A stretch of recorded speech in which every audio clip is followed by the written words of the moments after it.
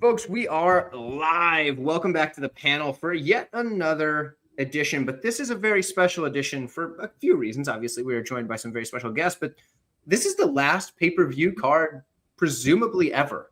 Oh, yeah. What do we do then? I assume we just do the numbered events, I guess. That's what my assumption was. But I didn't even think of that. Yeah, dude, this is the last one ever. At least it seems like it's the last one ever. It's supposed to be the last one ever. And if we can, if hopefully our dreams don't get crushed and they're like, yeah, now you got to pay for this card too. But it's only America though, right? I think Canada still has to pay. America, really? And then there's somewhere else. But yeah, essentially it's pretty much most places still have to pay something, but America was always paying the most. Like a lot of places are paying like $20 for the pay-per-views from my understanding. So, nice. You know, like it's not, I mean, it still sucks to pay, but it's not 20, so bad. 20 is reasonable. Yeah, I'm not going to offer it up like I would, but I would have taken that over the 85 I was paying for every 13 times a year. Are you kidding me? That's insane. But I'm excited. The end of the pay-per-view, the model is going to finally die. Couch, what are your thoughts? On the model dying or in general? I mean, I'm really grateful that they're switching to Paramount because I already have a Paramount subscription because I watch Survivor. Love that show. And so I don't have to buy anything else. I can finally cancel ESPN. Yes. ESPN's been terrible for who knows how long. Like we can't even tape normally these days because ESPN just deleted not half, most of their library. Fight Pass also is like unusable at this point. It's been rough, but you can use it for regional Paramount. Yeah, for regional stuff it works, but hopefully it all goes well. Hopefully it doesn't end up with a watered down product. I am worried about that a little bit just based off of our first pay-per-view. I mean, not super great, but hopefully it'll work out. And this card I'm really looking forward to. If you guys know me, you know I love Merab a lot, and I also love Petr Yan. They're two of my favorite fighters, period, and it's going to be a sick card, and I'm really looking forward to it. Heck yeah. Crossover, what are your thoughts on both the ending of pay-per-view and also the card in general? I mean, first of all, I'm really looking forward to the card. Obviously, you know, going into the unknown with the Paramount deal, we've already seen UFC 324, the lineup, how it looks. It's going to be interesting to see how it goes moving forward. But at the same time, man, we're going to be learning on the fly how it goes. And I do like that. I think it's going to allow a lot more of the casual fans to get into it because they don't have to pay $80-$90 to watch a card.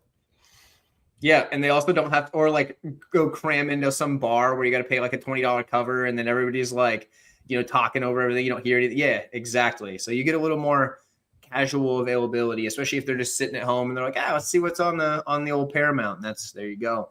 JB, what are your thoughts? Yeah, I mean, at the end of the day, not having to pay the pay-per-view $80, like that's a blessing. I'm not going to complain about that. You're never going to hear me complain about that. So it's interesting. I don't think the card's the worst in the world. We'll see how they, go throughout the year. We started this year, I think, with a Merab pay-per-view, Umar Nurmagomedov, Merab Dvalishvili. Was that the first one? I don't know if that was the main event, but pretty sure it was the first pay-per-view of the year. Because usually there's a pay-per-view like near my birthday. It's like early January this year. It was actually the day after my birthday.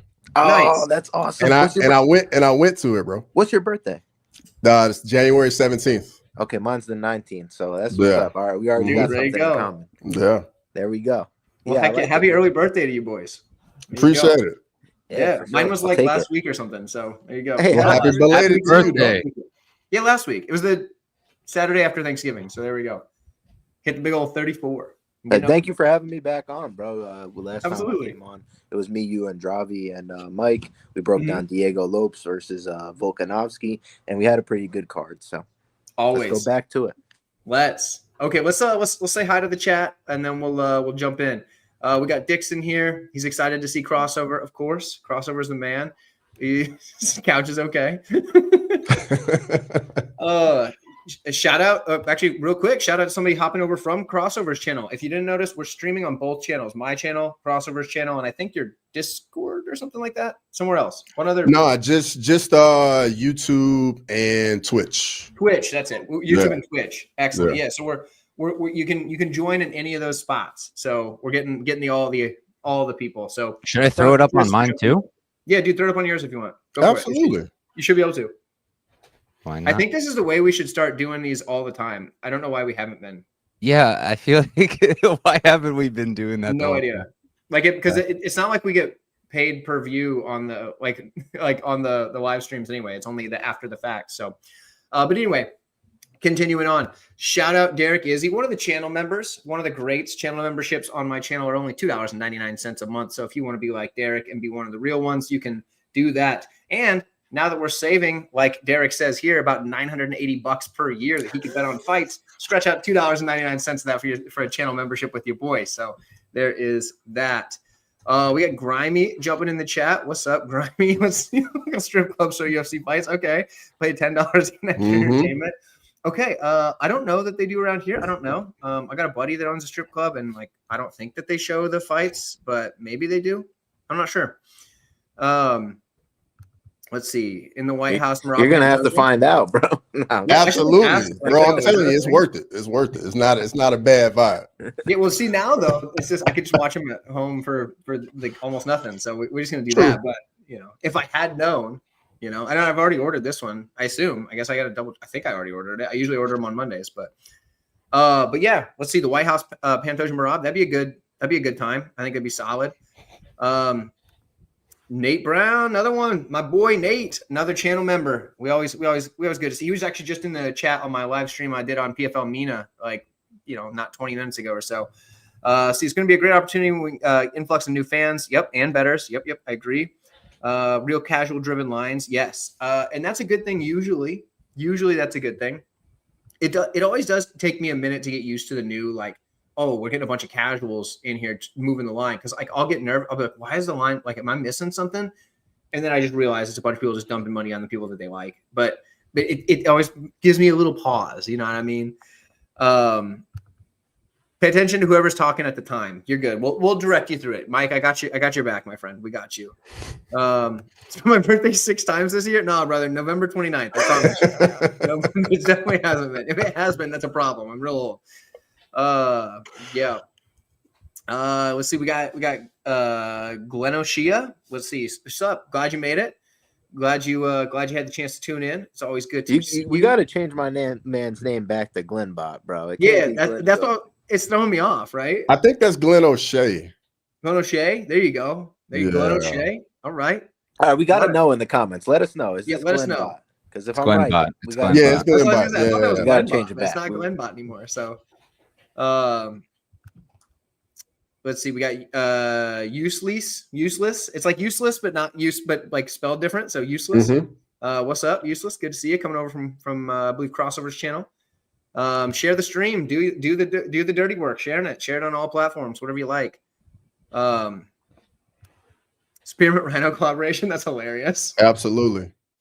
That's a great plan. You know, you could live stream from there. You know what I mean? Actually, I don't think you could. I feel like there's probably some legal issues on that. You might get into a little trouble with that.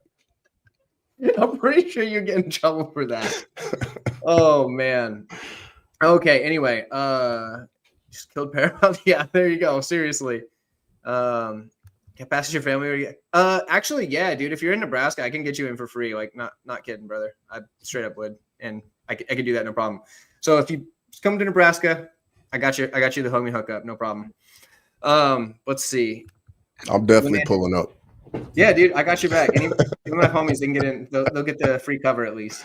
I mean, you still got to tip the dancers, but they get you the free cover. So, oh yeah, there you go. Paramount's up by 40%. That's actually sick. I wish I'd done that. I'm an idiot and didn't. So good call, Grimy. Yeah, Grimy, dude. Shout out. Good stuff. Okay, chat. It's been real. We will. Oh yeah, it is Glenbot. There we go. It's all good. It's all good. So we will go ahead and jump into the card. I think that's the way to start this thing. First fight of the night as listed per Tapology bout order, which doesn't necessarily mean it's the bout order, but that's what we're going to run with. It's Muhammad Naimov or Muhammad John Naimov, depending on where you look and who you ask, taking on Myron Santos. You know what, Couch? Let's start with you. We can kick this one off with you with the co-host. And also, before, guys, in the comments, let me know what you thought of the thumbnail. Couch really liked it. I thought it was wild. Fire thumbnail. Dude. Your best word. All right, Couch, what do you think about this fight? I won't take too long. If any, anyone who knows me knows I'm not high on Naimov at all. Like I'm really not. And I was looking at it during my own show. I've bet against him every single time in the UFC outside of the Malarkey fight because he was like plus 400 there, and I had a flyer on him. But I've never rated him highly. I don't think he's a good minute winner. I think he cheated his pants off to win against Wood, and I still didn't even think he won that fight. He's serviceable everywhere. He'll beat all the middle of the road guys, but I don't think he's anything special. He's not super young. He's a solid wrestler. He's not a fantastic wrestler. When he's getting takedowns, he's not doing a lot with them. Doesn't have some crazy ground and pound. He's not elite in the jiu-jitsu department, not even close. On the feet, he's a solid striker. He's got some power. He's relatively strong, but his output's very low. And in the clinch, like, he's pretty strong, but he can also be controlled. Like, Con Ofley's tiny. He was controlling him in the clinch. I didn't like that. Santos is absolutely nasty in the clinch. He's going to be a lot better. Yeah, Santos has his issues. Yeah, he can get caught. He got clipped by Marshall. Yeah, he can be taken down a little bit, but his takedown defense has gotten a lot better, and it continues to improve. He pops back up quickly every single time. And when Naimov does close the distance, like, he's just going to start clinching him and rocking him in the clinch. The clinch knees are nasty. I think the leg kicks are going to do a lot of damage. And I think that overall Naimov's just going to really struggle with Santos. Like, is there a world where Santos can fumble the bag? Yes. Naimov's not the worst there ever was. He's solid everywhere, but I just don't think he's anything special. And I think Santos is going to get it done. Probably by a decision, but I wouldn't be shocked by a finish. There we go. We got Couch on Santos. Crossover, what are your thoughts on this fight? Do you agree, or are you on the other side? Coming into it, I mean, you know, Naimov, he's kind of an all-around guy, mixed in the grappling. The striking isn't the most technical. Myron Santos, you know, that Muay Thai background, definitely much more technical of a striker. The Francis Marshall fight for Santos, I thought it was a robbery, but I mean, he got it. And then in the Sadiq Yusuf fight, his most recent fight, he looked a lot better in that fight for me. So, and he's also on a 5-fight win streak. I'm going with Myron Santos as well. There we go. We got 2 for Santos. JB, what are you thinking? Yeah, I mean, I guess I'll give some credence to Naimov, even though I'm not on him. I do think there's still a question mark on the wrestling of Santos, and I do think Naimov could bring that game plan. The problem with him is the cardio. He gasses the later the fight goes. Everything is big movements. He likes a lot of spinning stuff. Like my man Crossover who's saying, I just think he's the better striker, not only offensively but defensively. I think he's very clean with his structure, very hard to hit. I think he's gonna, probably cruise here to a 29-28, maybe 30-27 decision, or maybe a late finish if Santos really gasses bad. I do lean the decision though. Naimov never been KO'd before. Maybe you go like a round 3 or decision prop for Santos. I think it's like -130. I don't hate that at all. Yeah, so sounds like everybody's on Santos here. I agree. I like Santos' decision. Naimov's tough. Now, I'm not as low on Naimov, I think, as a lot of people, because I've backed him a few times. I think I was backing him against Grod, actually, in his last – I think it was his last fight, wasn't it? That one? Yeah, last fight. Yeah. Yeah, it was Ofley before that, and it was Grod in that one, right? Yeah, either way. I definitely backed him against Grod because I felt like that was just like an easy spot for him. Not that Grod's bad. I just thought it was a bad matchup for Grod. But this one's tough because Naimov could win. He could. But it's one of those things where he's going to have to somehow close that distance safely, consistently. And I don't think he's going to be able to do that often, right? I mean, I think he might be able to do it here and there. But I don't think he's going to be able to do enough to win the fight. I think even if he lands on Santos, if he doesn't put him out, I think he's going to lose the bulk of the round. So it's going to have to be a big enough moment to steal the entire round back. And I don't know that he's going to be able to do that. The teep kicks from Santos keep him at range.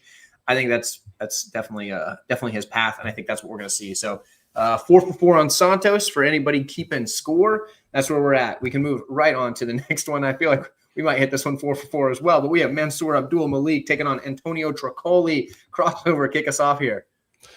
Yeah, man. Antonio Tricoli, he's pretty much just a dead body walking in here, man. I mean, Abdul Malik's minus 1,300. It's just crazy odds. Undefeated guy. Tricoli, I think he's lost like his last 2 fights in a row. Got finished in both of them. So I'm not even gonna stay on it long. I'm gonna leave it for you boys. But yeah, Mansour Abdul Malik for sure. JB, what about you, man? Yeah, I'm not like super sold on Malik as a prospect, but he is super athletic. He's at a good gym, and I think this is an easy matchup. Like, what is Tricoli gonna do? He's gonna come in with his shades and bluff him. He's gonna throw a bluff out there on the flop. Like, this ain't a poker game. I think Mansour is gonna get it done early. I think he could finish him however he wants. Yeah, so I'm gonna be kind of embarrassed by this, but like I'm obviously picking Mansoor here, but I did back Tricoli against Trayshawn Gore, but not because I'm high on Tricoli. It's because I'm really low on Trayshawn Gore. Fair. And like I was like, we've dude, all been there. We've all been there. yeah, I was like, if he can beat anybody in the UFC in this division, it's got to be Gore. And he looked okay, like right out of the gate, and then he just gets his head pulled off. And I'm like, man, like my argument was like, this guy's supposed to be a legit jiu-jitsu guy, right? And I'm like, Trayshawn Gore's path to victory is that standing guillotine. I was like, there's no way that he gets this like legit jiu-jitsu black belt, supposedly legit jiu-jitsu black belt, in a standing guillotine. And well, color me surprised. All right. So I think Mansoor probably gets it done. Probably round one. It seems like round one makes a lot of sense. But then again, Mansoor's been taking his sweet time. You know what I mean? So, one leg of the max bet parlay for Derek. That's a wild thing. But honestly, I don't know how many legs you got. But if Mansoor is one of them, it should be a safe leg. The odds are ridiculous, but I feel like it's a safe leg, right? Why would you put that in a parlay, bro? Why? To add what? To add it what? probably gives you a couple $10 cents. bro. It gives you like $1, right? $3 maybe if you're. Why? Like why? It's MMA. Things happen. Like why would you do that? True. Well, Couch, tell us your opinion on this fight, and I'm sure you probably are falling in line with this. But I mean, my opinion is I'm definitely not betting on Tricoli, but I'm certainly not betting on Malik minus 1,300, bro. Like no way. You're just not getting anything out of it. It's a crazy sport, but Malik should run through him. I find him relatively unimpressive lately, but he's a good athlete. He's a great wrestler, and he's got a high ceiling. He just has to put it together. So I think he gets it done, but how do you even play it? Like you can try to pick a method, but then it gets tricky because Tricoli is just horrible. So you can really do it any way you want. So yeah, just stay away. that's probably the smart thing. Also, shout out, what's up, Lazy Bed? Good to see you. Glad you made it to the chat. Yeah, like I mean, there we go. 4 for 4 on the first two. So if you're parlaying all the fights that we agree on, you got 2 legs already. So anybody do not parlay this leg. Max. Hey, somebody gonna be pissed. Oh, that's so funny. Okay. It's Anyway, a lock.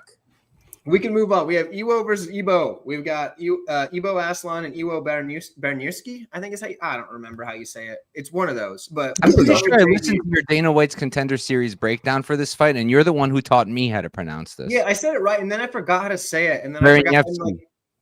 It's what? At least this is how you said it the first time. Baranievsky. That's right. That's how you say it. Yeah, because I spent time like looking up how to say this accurately. And like I remember I talked to some dude in Poland, or I assume he was in Poland, but he like is in the know on the Polish fighters, right? Because I was talking to him about that dude that debuted against Freeman the other day at Qatar. And he was also talking about Berniewski, is what you say it, right? Baranievsky. That's what you said. I'm literally copying you. Dude, okay, that's the right way to say it because I had it right in my Contender Series, and then I brain dumped it, and I was like, I'll go back to this and rewatch it when I need, but I didn't. But either way. But he was saying the reason we've been seeing all these Polish fighters getting brought in like a bunch now is because of Joanna, because she's now managing fighters. So that's how they're getting this like funnel in. But anyway, Berniewski is how you say that. We're gonna go with Iwo and Ibo or Berniewski and Aslan. JB, kick us off on this one. Yeah, I don't know how like highly I rate Baranevsky as a prospect in total. It's hard to get a read on him. He doesn't have a lot of fights that ever. I don't think he has a fight that's gone at around 1. I watched some of his tape, and I do like some of the grappling chops that he shows. He's got a few arm bars on the record. I don't like that he's falling off the top of the back to get some of them, but I do think he could fix that, maybe make some improvements. And Ebo on the other end, I don't think has any grappling, so that's a path I see for Iwo right away. If the fight stays on the feet and he's not able to get the grappling going, I do think Ebo could be competitive. But watching his last fight, a lot of red flags for me. He looked super inactive, looked like he really didn't want to win the fight, kind of just gave it up. And then obviously, like I said, the ground game is a big worry for me after watching him. I think the guy might be a white belt, like super white belt, day 1 white belt. Like I think Tyler taps him in 20 seconds, crossover, hits him with a rear naked choke. Mike hits him with a guillotine, and then triangle him. Like, that's how bad I think the guy's jiu-jitsu game. So Iwo by sub, I don't think is a bad look at plus 500. But not knowing what he looks like outside of round 1, I just feel like I don't have enough data on him to really want to back him. And I think he probably, favors as the better ceiling long-term prospect. Let's see what he does on Saturday, though. Fair enough.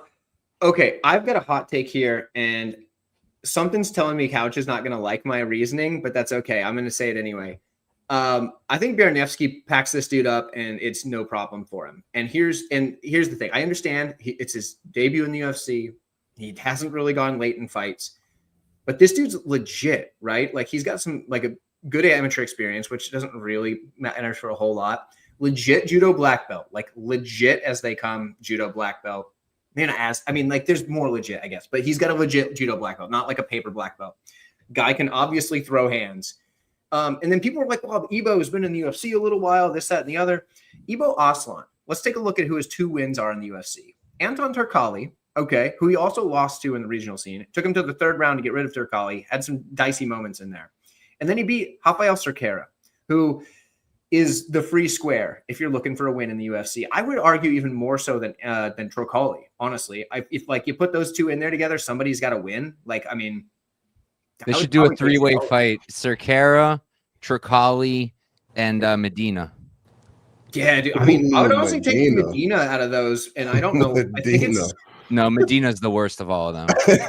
He doesn't have any skill, but he's at least durable, and the other 2 are not durable. Doesn't have any skill at all. But the other 2 are not durable whatsoever. So I don't know. It's hard to say. But Medina doesn't even land anything. Yeah, what is he going to do? He does have to land something. Should just make it a Hell in a Cell with Chris Barnett. Just call it a day. Point is, Ibo's wins are trash, and then he gets ran through by Cutelaba. Okay, not a bad loss. Billy Elikana beats him, and convincingly. I understand it wasn't an exciting fight, but he won clearly every round, in my opinion. He just did what he had to do. And there's a lot of people that talk a lot of crap about Elikana. Dude's 2-1 in the UFC right now. So that's better than most people are ever going to do in their entire lives. Who did he just beat again? Elikana? His last win was he just recently fought, I feel like. Yeah. Why am I blanking? He just won. Same reason I can't remember. You're talking about Elikana? It was an easy win for him. Kevin Christian. Christian, yes, there you go. Kevin Christian. Another one of those awful fighters. He's also terrible.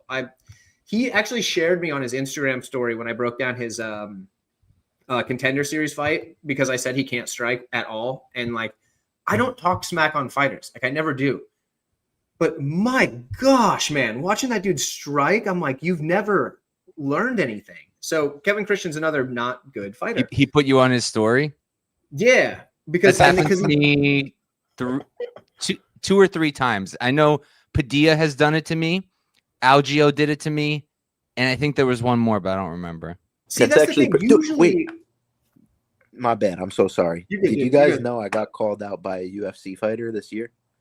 For a fight? After his fight, Tom Nolan called me out. Why? What did he say?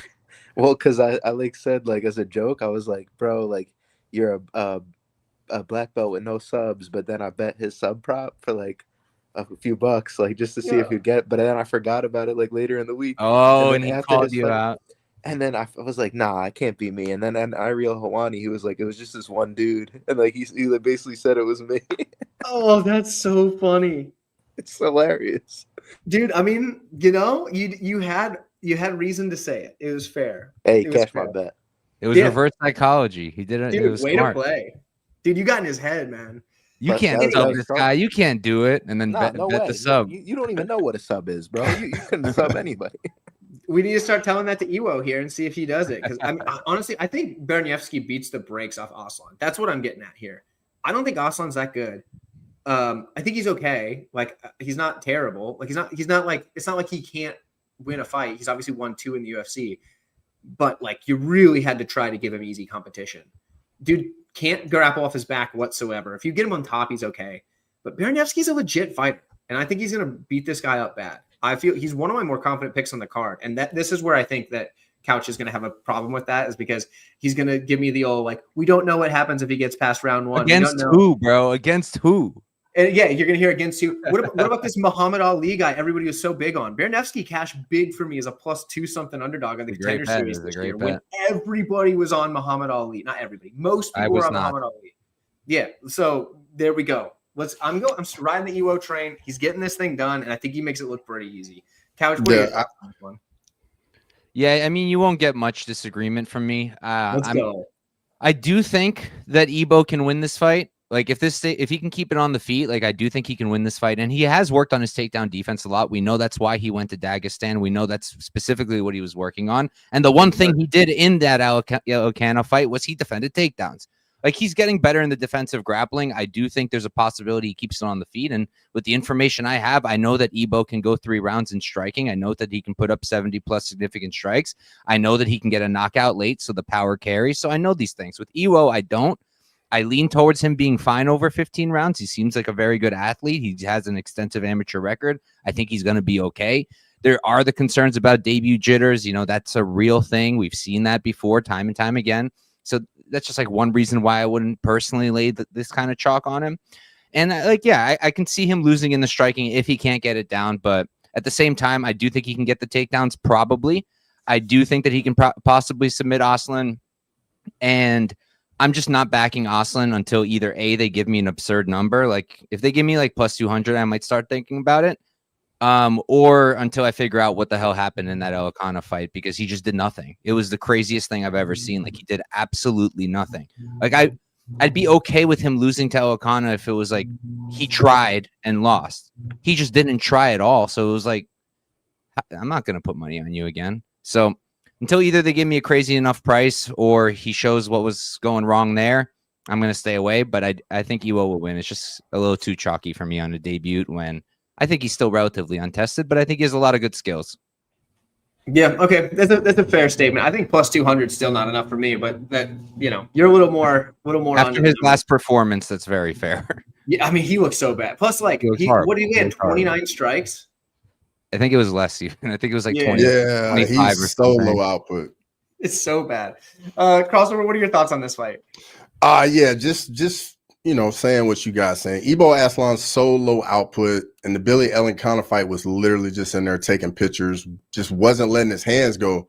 And I think Ewo is gonna come in there. This guy, just like my brother right here to my left, was saying he hadn't made it out of the first round. I just think he's gonna come out, get after Ebo Aslan straight away, and try and make a statement in his UFC debut. Yeah, there are the jitters, but at the same time, if you go out there and just get after a dude, you don't have to worry about it. Yeah, if you go out there and end it right away, ain't no problem there. Yo, Effie, what's up, dude? Good to see you, my friend. Digging the glasses. I assume he's talking about Crossover. Thank you. I appreciate it. Nah, he's talking about your glasses, bro. Oh, yeah, my glasses? Oh, that's funny. Grimy said Cross could take the whole panel and scrap 3-on-1.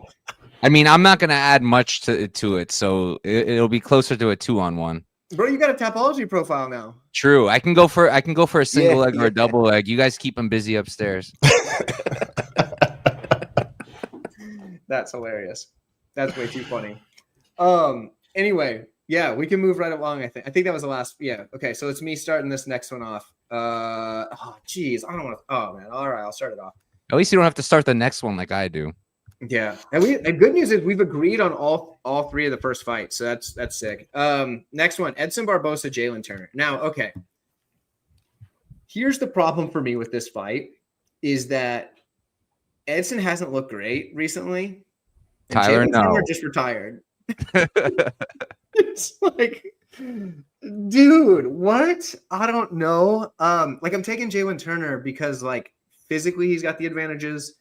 I mean, I don't know. Edson still looks like physically looks good, but Jalen Turner, I mean, like the dude's a mountain of a human being. Like he's like more of a skyscraper, I guess. He's not, you know. We need some disagreement. Don't you worry. There'll be some coming. I promise you. Mm-hmm. I just wrote it. If you stick around long enough and wait for me to talk, you'll see Tyler going like, "Yep." At some point, it'll happen. But like this one might be. I don't know. Like I've got to take Jalen for the pick. Like, but dude, you couldn't convince me to put a bet on this fight at all. Like, I just don't have a clue. I don't know if it goes over. I don't know if it goes under. I don't know if we get Barboza. I don't know if we get Turner. Like, more often than not, I got to side with Turner, but I have no idea how he's going to look coming off of retirement. So we'll take Turner. I don't know. It's just such a guess. What do you think, Couch? Yeah, I mean, I had similar thoughts pre-tape. I was even like pre-tape, I was like, okay, like I might like Barbosa, honestly, because he's a really good striker. The leg kicks could be money. And Turner, you know, like you said, he just retired. But then I taped it and it's like, I can't. Barbosa's reacting horribly to shot, like horribly. Like Drakkar Klose isn't landing crazy shots on him, and he's just getting hurt. He's getting wobbled. Like it was not a good look at all. He's also not using his leg kicks, which is like one of his best weapons. He's not really using them anymore. So I think that's a problem. And I just don't think, like, he looks shredded. The man is taking his vitamins, the good stuff. But I just don't know that that's going to help him much. It might help with durability, but I don't really think Turner has to knock him out cold. He can club and sub him. I think that's on the table for sure.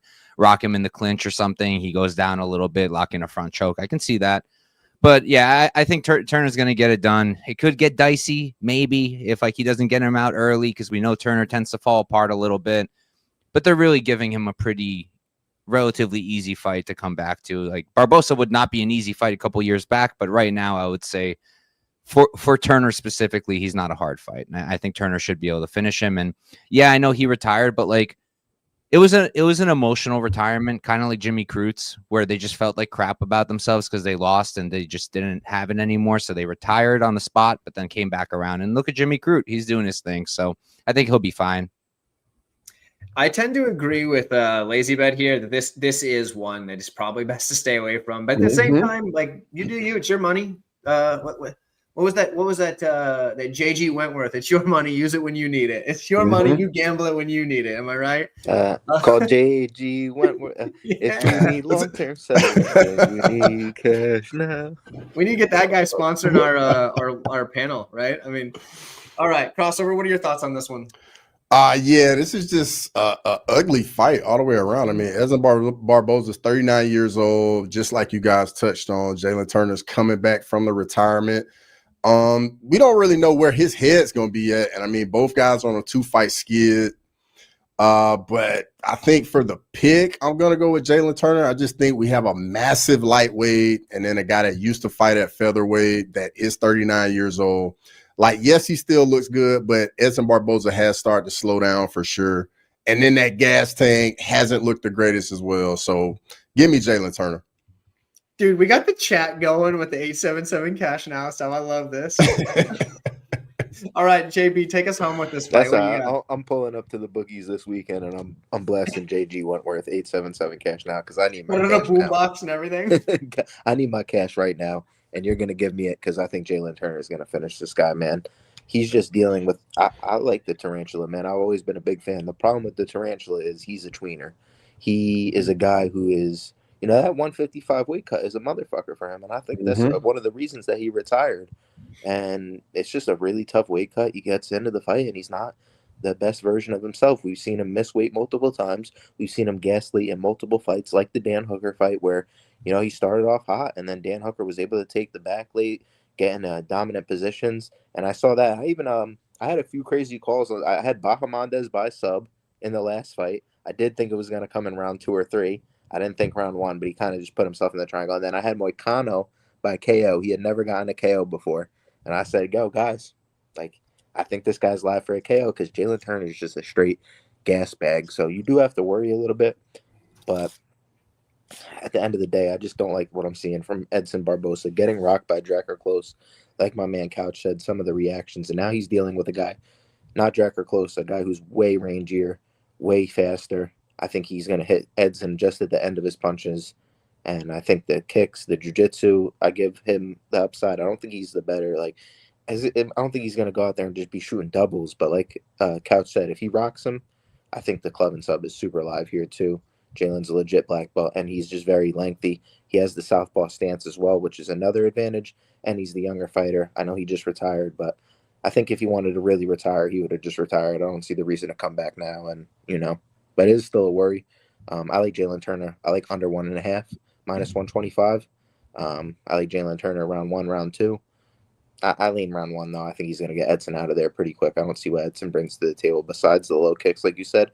But even then, I think he's going to have to set it up with the hands. If he just throws a naked low kick, Jalen's going to snipe him. And then I think in the boxing exchanges, when he tries to set up those low kicks, I think he's going to get sniped anyway and have trouble with that southpaw stance and length. Fair enough. Fair enough. I like it. Sounds like we're all, at least in some way, shape, or form, on Turner as far as the pick there. I do agree. JG Wentworth would be a heck of a nickname. Mm-hmm. You know, it'd be sick. JG Wentworth needs a comeback. Like, that dude's got it. Based on the response in the chat, like, that dude's on right now. Also, apparently the chat bot blocked or like kicked Nate out for a bit. What happened there? I don't know what's up with that. You have a chat bot? I think it's from Crossover's channel because I don't have a chat bot normally, but I don't know. Maybe he didn't like whatever Nate said. So I don't know what you said, Nate. But yeah, either way, wild stuff. Let's see. What do we got next? Okay. Couch is starting this one over. We got Vettori and Bruno Ferreira. That's another tough one to start. You're right, Couch. What are your thoughts on this fight? I hate this fight. I hate it so much. Like I get why people are running to the window to bet Vettori to an extent, like much higher level of competition. Stylistically should be a pretty decent matchup for him. Like, I don't see Ferreira taking him down. Like, I think if Ferreira is going to end up on top, it's going to be Vettori shooting and Ferreira scrambling. I don't really think he's going to be able to take Vettori down. So Vettori should be able to get top time. Vettori definitely has better cardio. He's definitely fought the way better level of competition. I think he's a better striker.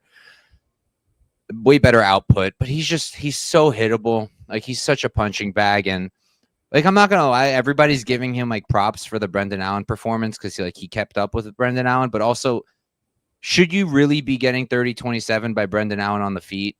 Like, should that really be happening? And I don't really think that's a great thing. So for me, it's like, I'm looking at it and like, I've never been high on Ferreira ever. I don't think I've ever bet on him. I think I've only tried to fade him. But like, I was watching him in the Petrosian fight, like, his movement's pretty nice. Like, the way he sets up shots is pretty nice. His kicks are pretty good. The leg kicks are good. And no one can deny that he has power. I mean, I know G-Rod has always had a shaky chin, but not a lot of people are actually putting him out. And Ferreira was one of those people. His counter shots are super clean. So like, I can see him making this competitive. I can see him knocking out Vettori. I know he's never been knocked out, but eventually everyone's chin goes. And I also think that he doesn't necessarily have to knock him out. Even if he just wobbles him once around and it's a close enough round, he can get it. But also, like, the way he gassed against Abus, like, how do you get paced by Abus Magomedov, who himself constantly gets paced, but he paced you and finished you in the third? Like, that's not a great look. So Vettori could maybe finish if he fights smart. I was listening to some interviews. It seems like he's intent on grappling here, which is probably smart. Take the risk of the knockout away. Get on top, and you should roll, but I don't want to trust him. I'm going to pick Vettori to win. I'm going to steer clear of this fight, though, with my money. Real quick, we got to shout out my boy Nate, gifting a membership. Let's go. My boy's doing this great work on this giving season. We're in December, the most giving time of the year. Am I right? So, he's doing the thing, giving gifts. And I tell you what, it doesn't matter what holidays you celebrate this year. All of them in December tend to be about giving, and Nate's the man for gifting that membership. So I appreciate that. I'm having a hard time keeping up with the chat, so that is amazing to see. So I appreciate you guys just coming in hot and sending all chat's that stuff. popping off today, dude. Let's go. So keep it up. But I had to shout out Nate for gifting a membership. That's super sick. Crossover, what are your thoughts on this matchup? Yeah, more sentiment you guys saying, man. Like, Vettori's really a punching bag. That chin is granted though, but it might start to crack a little bit. For Hader, the guy's definitely dangerous. I don't like the output. It's a bit too low in my opinion. Vettori, he's just gonna be right in front of you, just touch you, not really look to do a lot of damage. I mean, his last finish was in 2020. So I can see him winning a decision, but at the same time, I can see Ferreira hurting him and Vettori just hanging around, because I mean, trying to finish Vettori is like trying to put down a rhino, dude. That chin is outrageous, but it's a tough one. It's a coin flip for me. I'm going Bruno Ferreira. There you go. We the first dissension. There we go. Somebody was asking about it earlier. I don't remember who was asking for it, but we've got couches on Vettori, crossovers on Bruno. JB, which side you taking here? Yeah, I guess I don't really knock you for going either way, but Mm-hmm. I tend to lean the Vettori side. Just like he has the better cardio. That's like one thing. He's the younger fighter, more experience, southpaw stance. The thing is, like, I think it's going to be a tale of early and late. I think early, I give a lot of upside to Bruno. He comes out, he's really explosive. He's got the judo throws. I do think Vittori's the better wrestler offensively and defensively. And I don't necessarily think like Vittori's the worst defensive striker. I do think like a lot of it is the level of competition he's fighting, like the Jared Cannonier fight. I don't know how he survived there, but like Jared Cannonier would absolutely detonate, Bruno Ferreira. Set a record. That was a beating. Yeah, it's hard to see, man. Like, he takes a lot of offensive strikes per fight, but he dishes it out too. Like in that Cannonier fight, he landed 153 strikes himself. He kept fighting all the way till the end, shooting takedowns. So it takes a good cardio to do that. And when you got a guy on the other side that tends to fade a little bit later, I felt like, in a few of his fights, like Dustin Stoltzfus was competing with him in the striking until that big land at Boost taking over him late. And now he's gotten back-to-back arm bars, and I think people are a little bit high on him.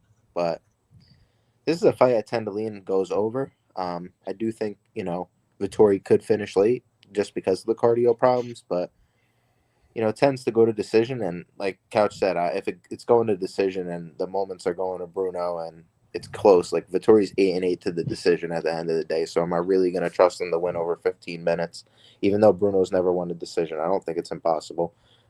This is going to be like a steer clear fight for me, but I do lean the cardio, younger fighter. I think he's like cleaner technique on the striking, and he's fought the better level of competition, and I think he's the better grappler. Submission grappling, maybe Vettori late, Bruno early, but I don't think it matters here. Yeah, and Amberly's on something here. Vettori does need a win bad. Like, Homeboy's not doing so well. Like, he's been losing a lot. For his brother, dog. Yeah, that too. I mean, his brother, wasn't it like a house fire? Like, that's insane. Like, that sucks. And then not only that. That was right before the Allen fight, right? Yep. And he hasn't had a win in ages. His last win was, what was it? 2023. Delise, yeah. And he arguably lost that fight too. I had money on Delise there, and I thought he lost, but I had money on Delise, so I'm a little biased. I had money on Vettori, and I thought Delise won. There you go. It's crazy to think Vettori beat Paulo Costa in 2021, and Costa kind of went on a resurgence. Yeah, that was the era of Paulo Costa's life where he was like just not trying to win fights. Oh yeah, that's where they had to fight at light heavyweight. Yeah, I remember that. He told him that's your personal problem. Yeah. So that's a little bit. Also, I don't think I've shouted out McPooperton yet. I need to shout him out. So McPooperton's the man for being another channel member. So shout out to McPooperton. It's funny saying McPooperton as I'm like referring to him like by his first name as if that's actually his birth name. But either way, my take on this one here. I actually echo just what Mushroom said. Bruno's getting his first decision win here is my thought. I think it's going to be a fight where he's going to get outlanded. I'm almost certain of that. And I think clinch control time could go to Vettori. But I think a lot of big moments are going to go to Bruno. And I think it's going to be enough to get him a decision. What it might be controversial, I don't know. Like, I don't think he's going to knock down Vettori, but I think he'll land the big cleaner shots. And I think if he lands the big cleaner shots, I think that's all it's going to take. Like, I think it's just going to be one of those, like, he doesn't need to knock him down. He doesn't need, I mean, he might get a takedown. I could see him doing that. But like, I don't think he needs to necessarily knock Vettori down to steal a round. I think it's the optics are going to look good. He'll do that thing like he does. He's short, stocky, darts into the pocket, lands a big bomb, and then darts himself back out. I think that's what he's going to need to do here. And I think he can do that. So, yeah, we're gonna ride with that. Trying to keep up with the chat. I don't think I can keep up with the chat, but bro, there's 50 just jumped in since you What's last. Up? That's crazy, bro. What's up? What I miss? No, I was just saying there was like 50 messages since I last. Oh yeah, so you're right, bro. It's definitely lit. Dude, Appreciate it's going wild. Yeah. How many people are watching, Tyler? Can you see? What's up? Can you see how many people are watching? It says 30, but that can't be right because like the chat's I think going I was curious how it's counting it. It's probably counting it on all our All separate of them. channels. Yep. Yeah. It's counting all of them. Yeah. But yeah, it can't be 30. So it's got to be more than 30 watching this. So just based on the chat alone. So I don't know. I don't know what's going on. But yeah, I love the chat. You guys are fantastic. Thank you guys for just being here. We're having a good time. Let's see. That one would we split 2 and 2? Am I right? Or no? Mhm. Yeah, I Yeah, think 2 me and 2. and Couch went 2-2. with Vittori, and you There you guys go, went with There we go. We finally got some dissension amongst the ranks. Crossover's kicking off the next one. This one might be polarizing. We'll see. We've got Faraz Ziam taking on Nazim Sadikov. Crossover, what are your thoughts on it? Man, this is a tough one. I really like both guys. Nazim Sadikov, the guys looked really good in the UFC. Ziam's looked really good. He's on a 5-fight win streak. Massive lightweight, 6-inch reach advantage. Very good technical striker, and lately it's shown that he can hold his own in the grappling as well. Nazim Sadikov, the guy moves forward, action fighter. I think trying to get inside of that 6-inch reach advantage is going to be kind of tough for him, but I think he's just going to have to make it an ugly fight, get inside. Early in the week, I was with Faraz Ziam, but I'm going Nazim Sadikov. There we go. He flipped his pick. All right, JB, what side are you on? Yeah, this is a very good fight. Like Ziam, he's gonna go out there and try and make it a boring fight. He's gonna try and jab him up, and when things start to get hairy, he's gonna try and grapple. I, don't know if I trust his grappling improvements that much, just because of the last 2 fights. Like, who was it that he out grappled, right?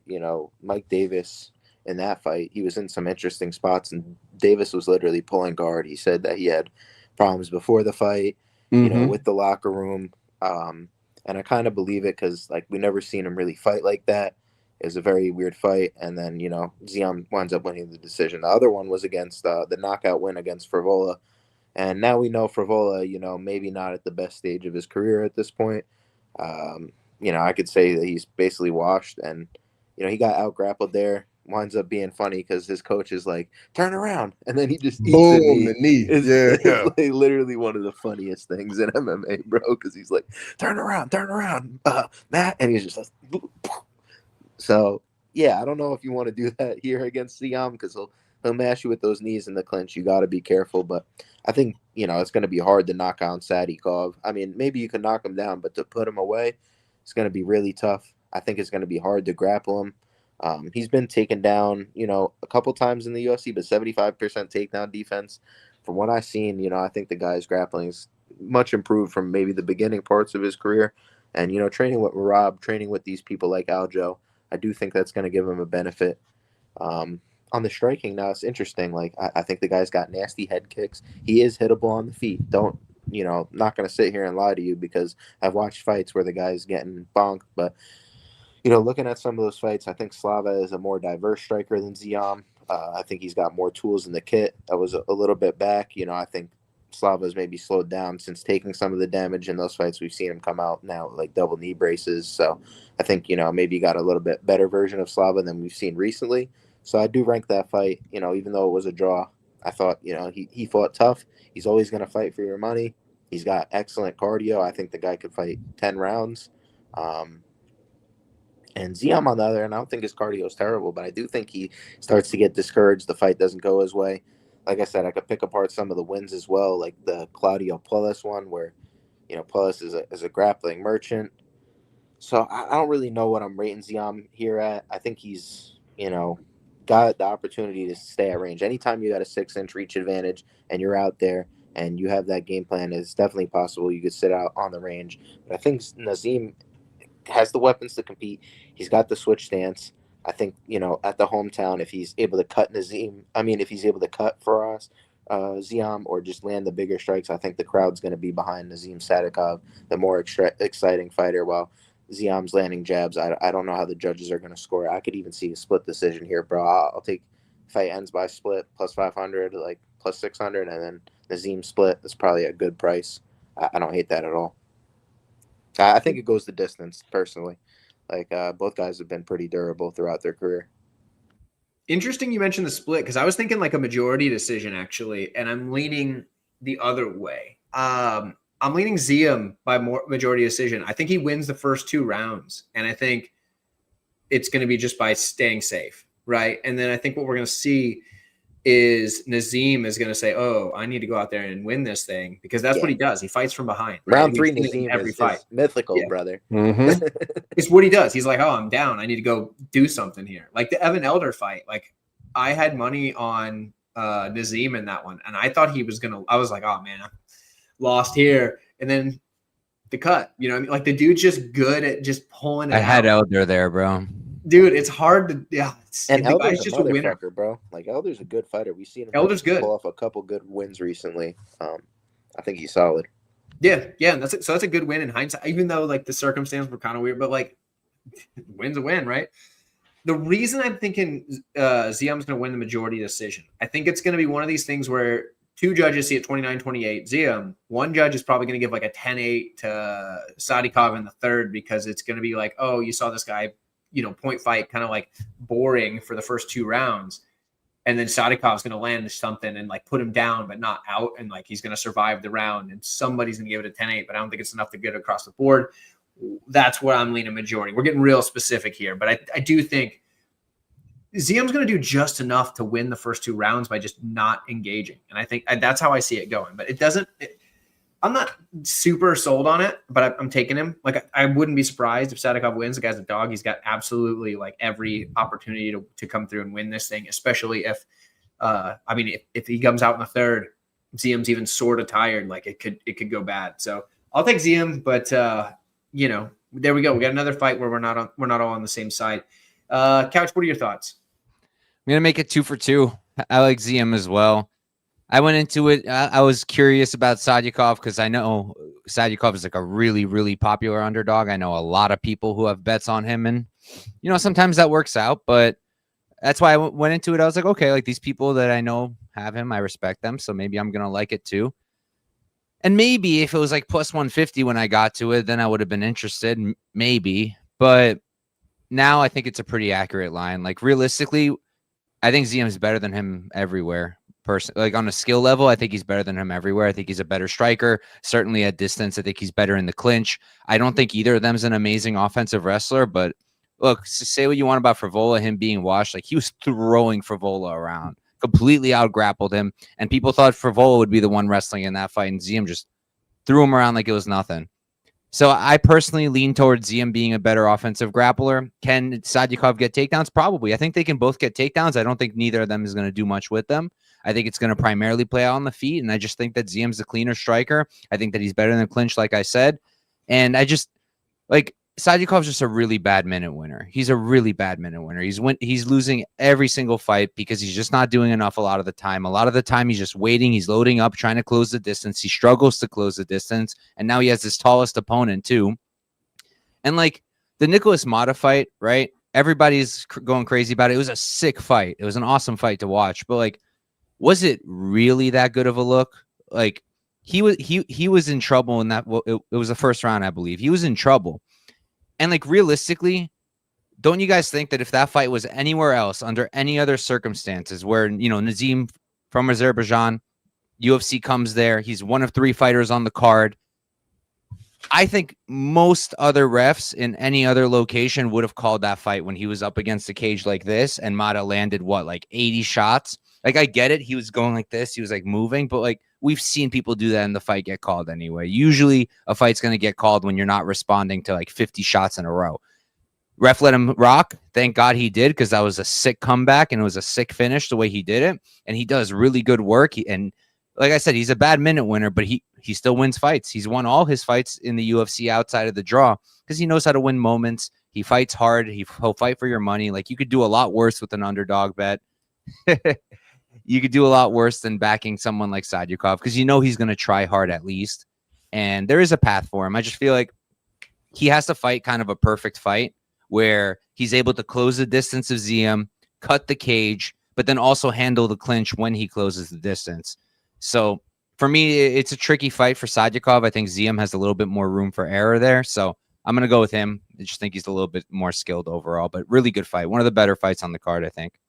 Yeah, I agree. Skill for skill, it's Ziem, but like grit is is a factor, and Nazim's got more grit than most of the roster, to be honest. So that dude's a dog.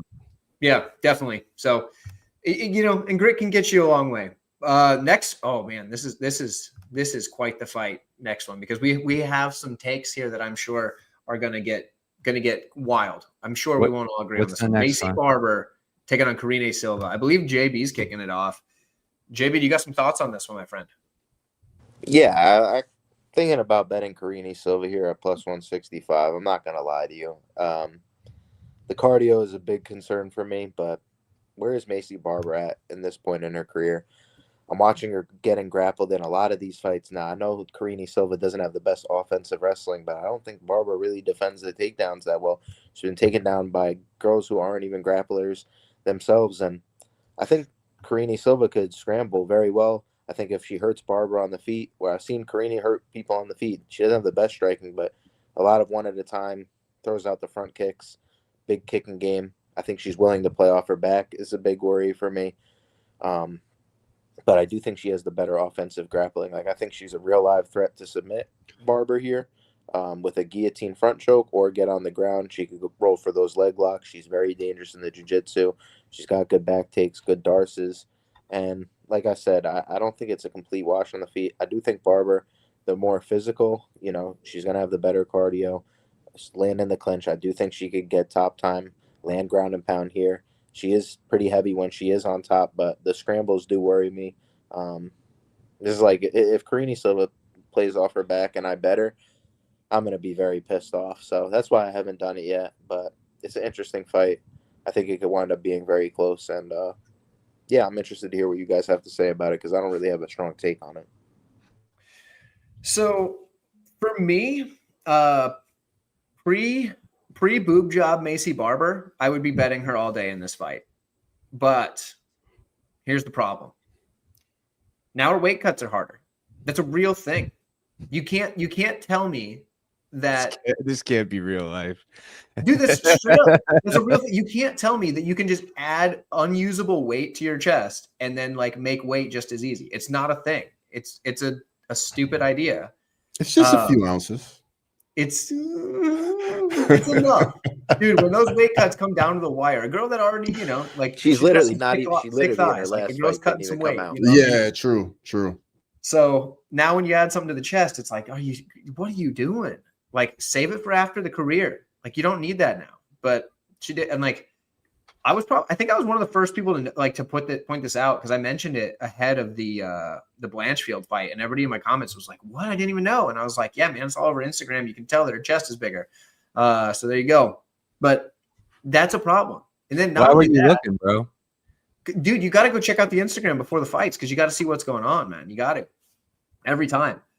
And I had high hopes for Barber. Like, this was a girl that was like winning fights, right? Like, she was looking good, but it's that mixed with all the things that come along with it. Now, I don't know for sure where the infections came from. I don't know if they're directly correlated with the surgery that she had to get like her chest figured out, but she had like a staph infection that was like MRSA. She had all sorts of stuff, right? All on like she had some sort of I pulled this up from my show. When I go, I'll read through all the injuries. I have it up. I'm ready to go. So many things. And like, if it wasn't for that, I would be betting her for sure here. Like, I understand why she's the favorite. I think she's a very physical fighter. And I think that is a style that's extremely tough for Karine Silva here because the way she gets takedowns, she just rips people to the mat. Karine Silva. I don't think you're going to rip Macy Barber to the mat. So that's not going to go well for her. On the feet, I think Barber's as durable as you can get, and I think she's going to start coming forward and swinging big bombs, and she's got cardio typically.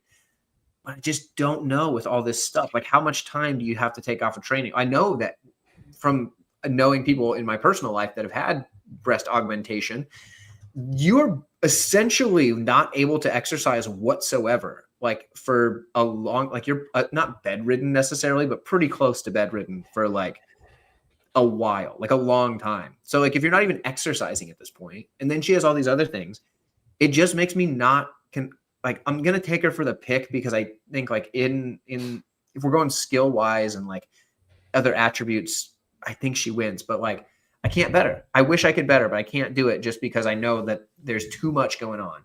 So for me, it would be Macy Barber. Now I guess I have to give you a pick because that's what we do here. But yeah, I'm not sure. Couch, what are your thoughts? All right, I'll go narrative first, then I'll go my breakdown. So for my show, I literally just looked this up on Grok. I asked it to tell me all the injuries she's been dealing with.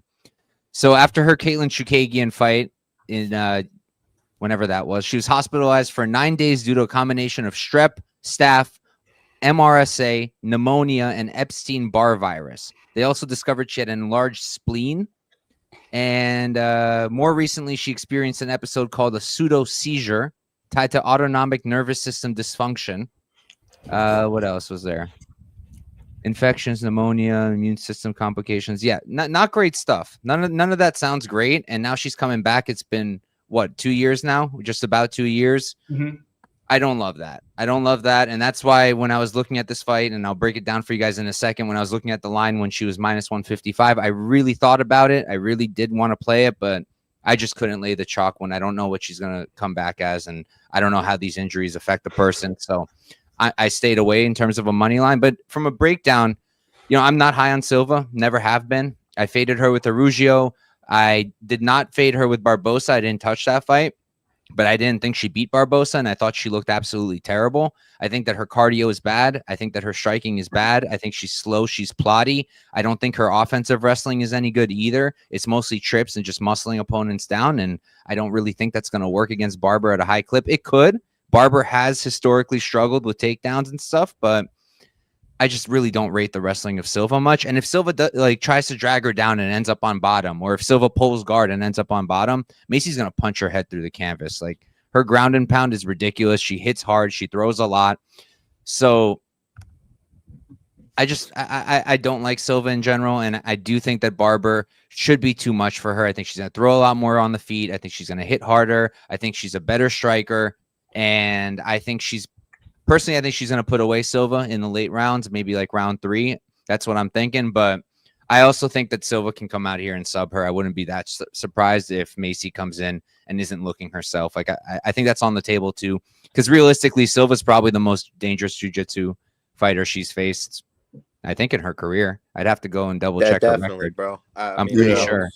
So there's definitely risks there. She's got to win over Jillian Robertson. That's a good one, but Jillian's also gotten a lot better these days. Yeah.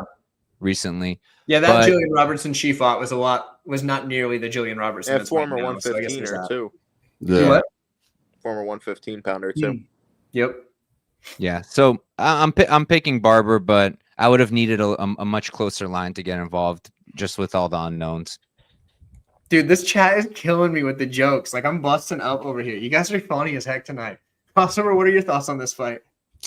Man, more of the same. I mean, all the issues with Macy Barber missing weight, the ailments, the injuries, all of that, definitely not good. Will she make weight? Karine Silva, for me, I mean, I don't think she really handles adversity too well. I mean, the pulling guard isn't a good look in modern MMA today. Vivian Araujo, I mean, it didn't even look like it was all that competitive, honestly. Even in the Dione Barboza fight, I mean, it was way too close, way too competitive. I think if Macy Barber makes the weight and she makes it to the octagon, I think she gets it done. I mean, I like her output. And I think she, just like you were saying, she's very physical, gets Karine Silva backed up against the cage in the clinch. And I think she's going to be in her face and just make it ugly. It's fair. Apparently the chat can't see everybody from other channels. So I'm going to throw up on the screen. I hate that I have to do that because it kind of takes out some of crossover space. The bottom. Oh, okay. Yeah. But apparently not. There you go. But apparently not everybody else that's watching can see all the stuff that we're seeing. I guess I didn't. Oh, they should fix that. You could put it over. You only can see the channel chat that you're on. Oh, that's crazy talk. Okay, so that makes a lot of okay. Yeah. So here we go. Now we've got a whole bunch of. Now you guys will get to see it if you look in the bottom corner. Unfortunately, just chew up a little bit of crossover space. That's pretty I tried to dope. make it as narrow as I could. But Yeah, okay. I didn't realize. I guess I should have thought that it was only the channel you're on, but yeah, there you Oh, go. dude, that's honestly one of the dopest features I've seen, that you could get to chat in the corner like that. I had no clue. Like, honestly, that's pretty cool, because like that's like the most interactive you could get this to be. Like, StreamYard's been trying. They've been trying. They better after doubling the price, which sucked, but yeah. at least they're trying. I usually have the chat on screen, but it's hard when you got 4 people up here and that. So and I don't think you can move it either. So like I can't like put it like in the middle or something, like I don't know, whatever. But either way, it'll be fine. But yeah, now you guys can see that. I should have had it up all along. My bad, folks. I tried to pull it up once before early, but you know, it was one of those things where I was like, man, it's taking up too much space. Either way, now you guys get to see all the jokes in the chat, because the chat has been wild. Mostly from Crossover's channel, I think. He's got some wild folks coming in, which I like it. Yeah, I do have some characters. They always show up. Respect to the chat. Seriously, they great. Okay, we can move on. Let's see. JB started the last one, so I guess that's me. Terrence McKinney, Chris Duncan. Okay, let me tell you this. I don't know who's gonna win, but I'm pretty confident it's under 1.5 rounds. Because you think? It's like -400. That's safe right there. That's real safe money. And I feel like no matter what line you put a Terrence McKinney fight at, like the guy can't go past 1.5 rounds. Even the time that he said he was going to try his butt off to do it, he couldn't do it. Like he was going to try to like fight reserved, and it was like that was reserved. So yeah, I think we probably get a Chris Duncan guillotine. Is my like if I have to pick like something that happens, that's where I'm at. But like, would I be surprised if Chris Duncan knocks out McKinney? Nah. Would I be surprised if McKinney chokes out Chris Duncan? Not at all. Would I be surprised if McKinney knocks out Chris Duncan? Not in the slightest. So I got to take Duncan for the guillotine, though, because like the dude just keeps doing it. It's kind of like Walter Walker heel hook. It's kind of like, well, until he just doesn't do it, I'm going to keep saying he's going to do it, I guess. So we'll take Duncan guillotine, unless they give him a massive step up in competition or something. We're just going to ride that till the wheels fall off. For some reason, the guillotines work when Duncan does them. But Couch, what are your thoughts? It's funny you said that, because my exact read, like I've been talking about it, my exact read is Chris Duncan, guillotine, round number 2. That's what I think. I think that it's fair. I know a lot of people on McKinney. I think it's very fair to back him when Chris Duncan is super hittable, has been hurt many, many, many times, has been knocked out once. We have seen him, you know, kind of muscled around and his back taken in the Torres fight. We'll be talking about Torres soon. There's very valid arguments. It's just like, do I want to lay, like, I know it's plus 140 and you're not laying chalk, but is plus 140 enough for me when he has to win in the first round? You know, like, I feel like that's not wide enough when you know that if it gets out of the first round, he's in trouble. Like, he just is. Like, he can't do it. I've always been a big McKinney fan, and I was one of those people who was like, you guys will see, like, he'll be able to fight to a decision. He's going to learn to pace himself. He's young. No, he can't. And he talked about it himself. He just can't. That doesn't fit his style. So I think the first round going to be mayhem. I think both guys could probably finish the other. But I think Chris Duncan, he is really tough, even though he is getting hurt. Usually he recovers very quickly. I think he's going to survive that first round. I think he probably ends up getting his back taken and kind of spending some time there, but I think he survives.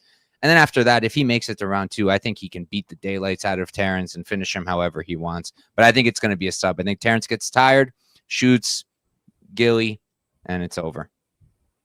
There we go. All right, we got 2 people on the Chris Duncan guillotine, which is extremely specific. Crossover, what do you think?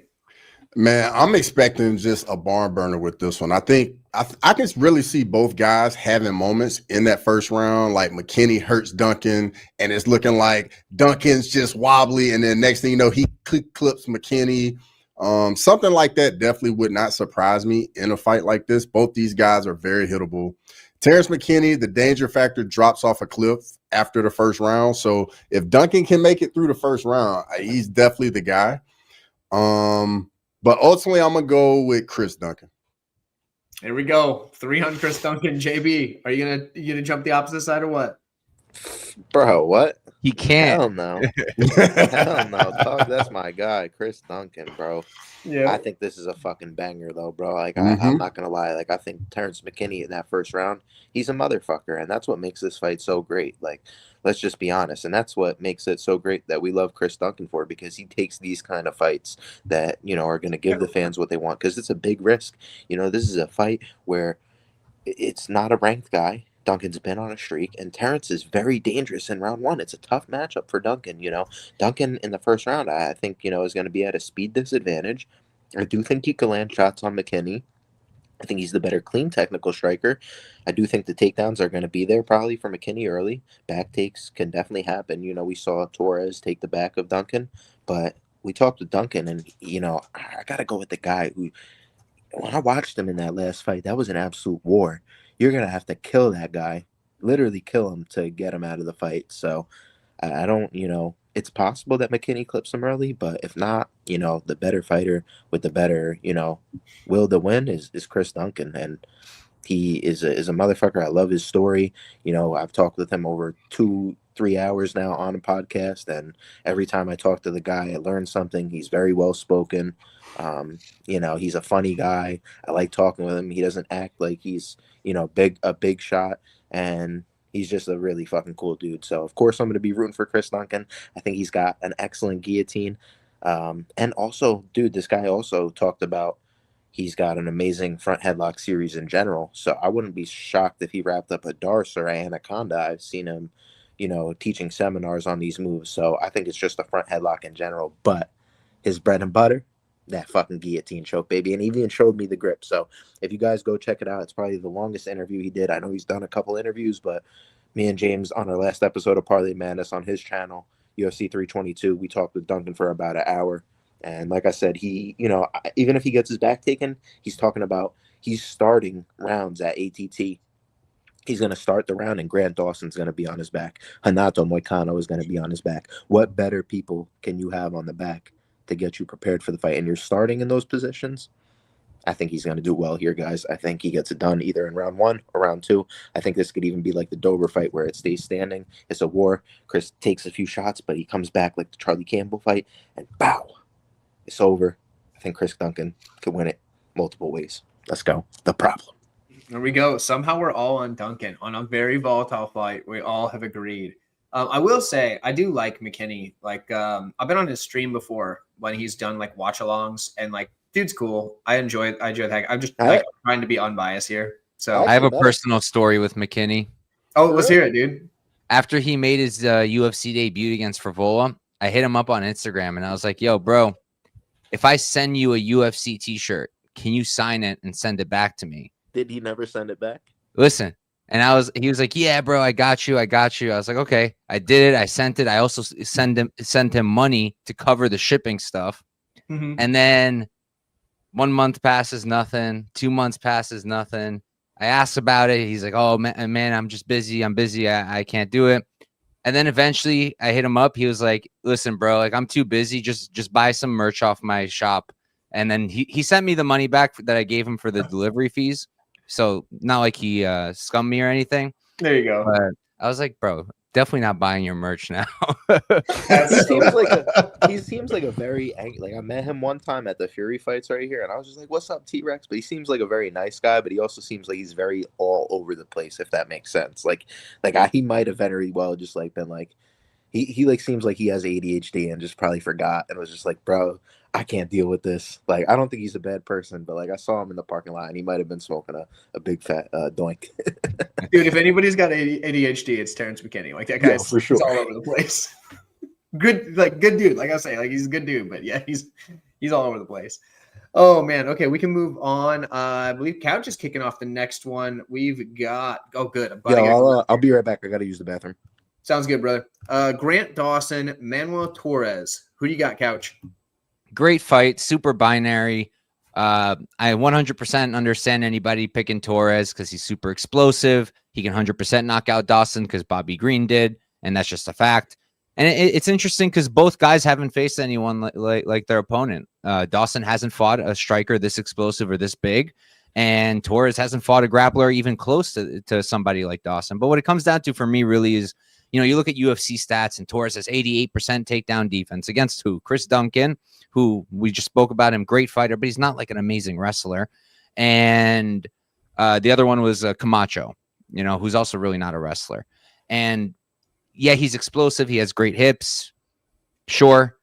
But I have a feeling he's not going to be able to stuff the wrestling from Dawson. I think Dawson's a very good wrestler. He's smart. He knows he cannot strike here. He will die. He acknowledged that, I believe, in an interview. He's not going to do that. I don't think so. His striking has improved, but like if he tries to stand with Torres, it's done. But he's not going to. I think he's going to take him down. I think he's going to grind him out. And I think the pace is just not going to be like anything Torres has ever really faced. And I think ultimately he's probably going to crack and break in the second or third round. I'm leaning Dawson round 3 TKO, ground and pound. I know he's been liking that ground and pound recently. He does get into a lot of dominant positions on the ground. And I do have an inkling that if Torres does survive to the third, he's going to be really, really tired. So that's my read. But respect to anyone playing Torres. He can 100% dead Dawson in the first round. Fair enough. Crossover, what are your thoughts?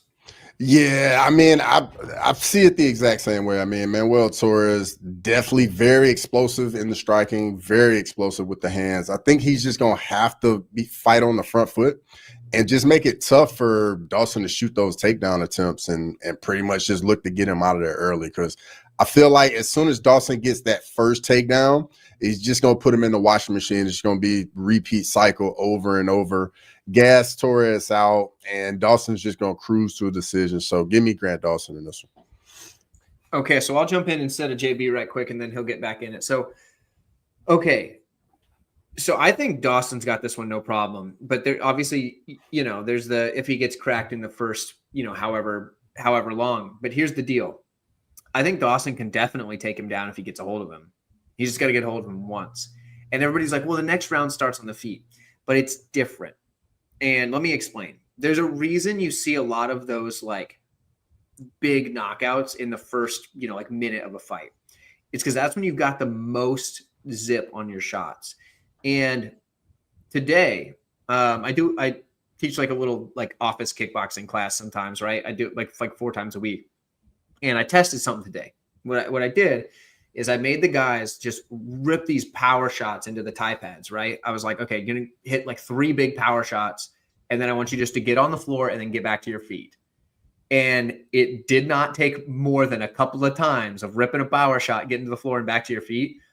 This isn't even with like grappling. Like they're just literally getting down on the floor and getting back up. That those power shots didn't have a whole lot left on them. Now, these are athletic guys. They're not pro fighters or anything, but just the fall off is there. And it's like that for fighters too.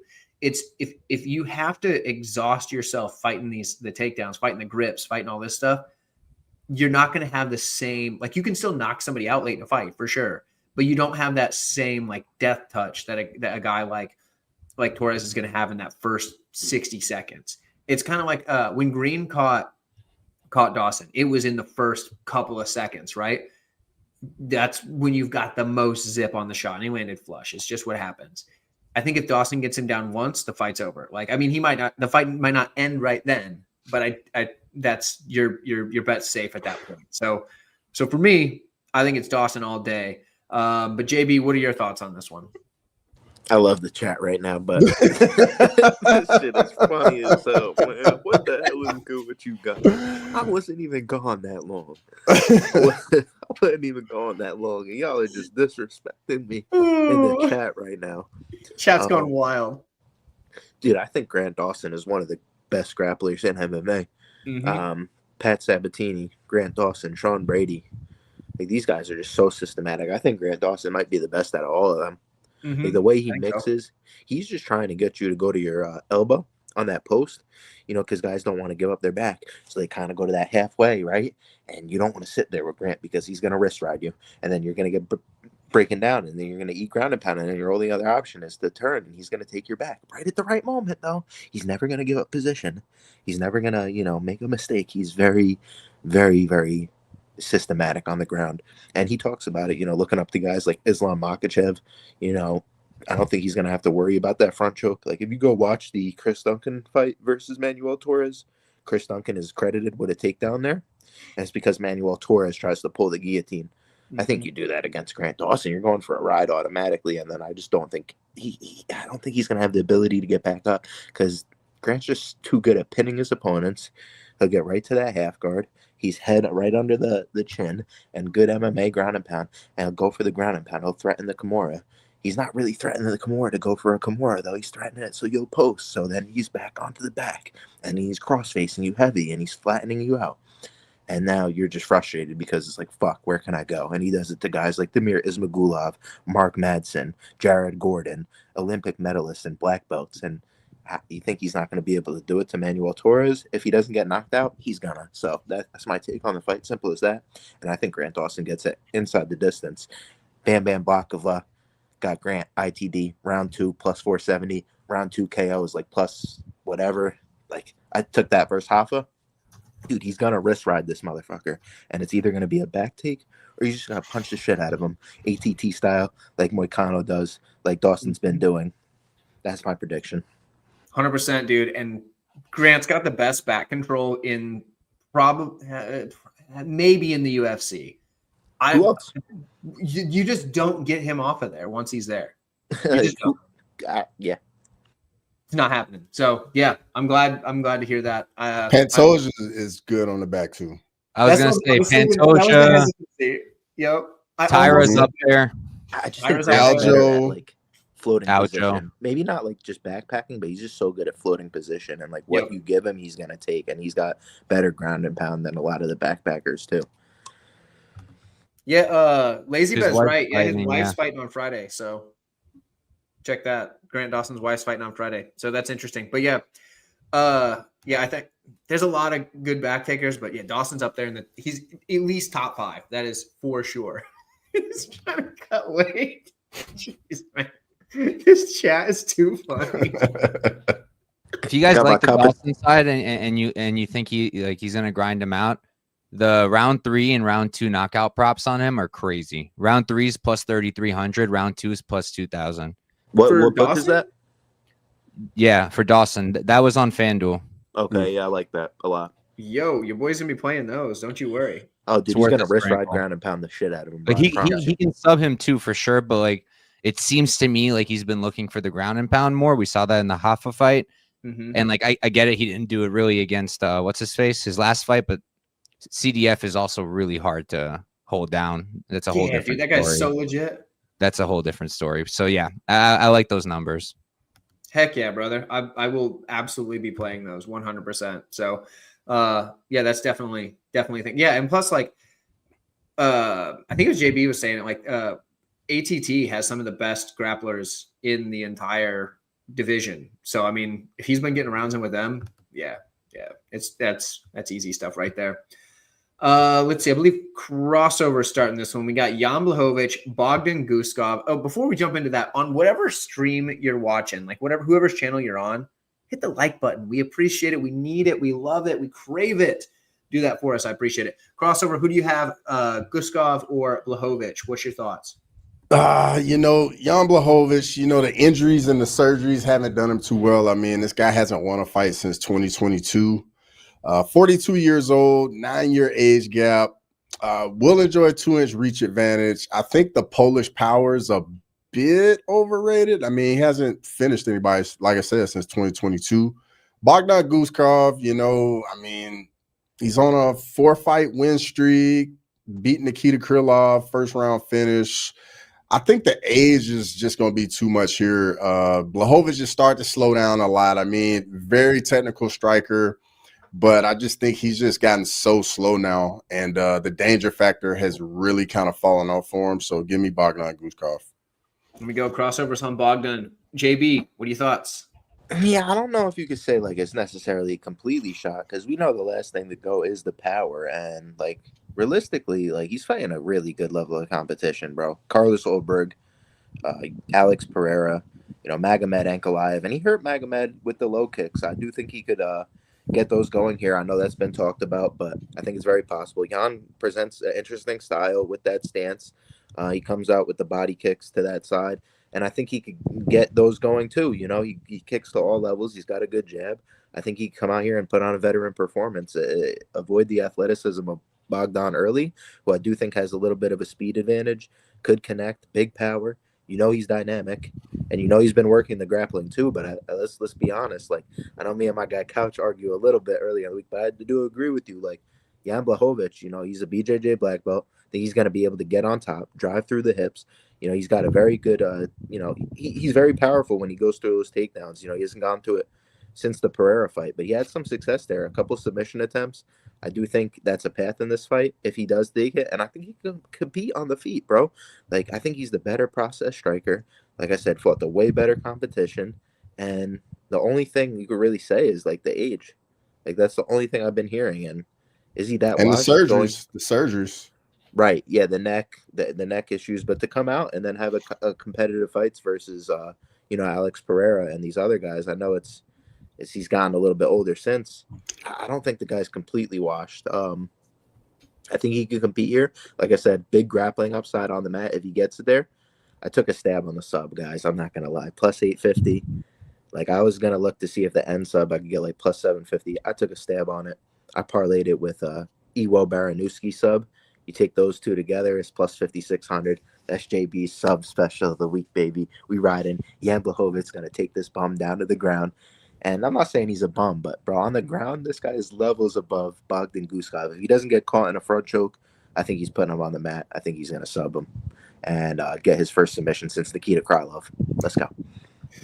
Crossover fans are going wild in there. Bro, the chat is crazy.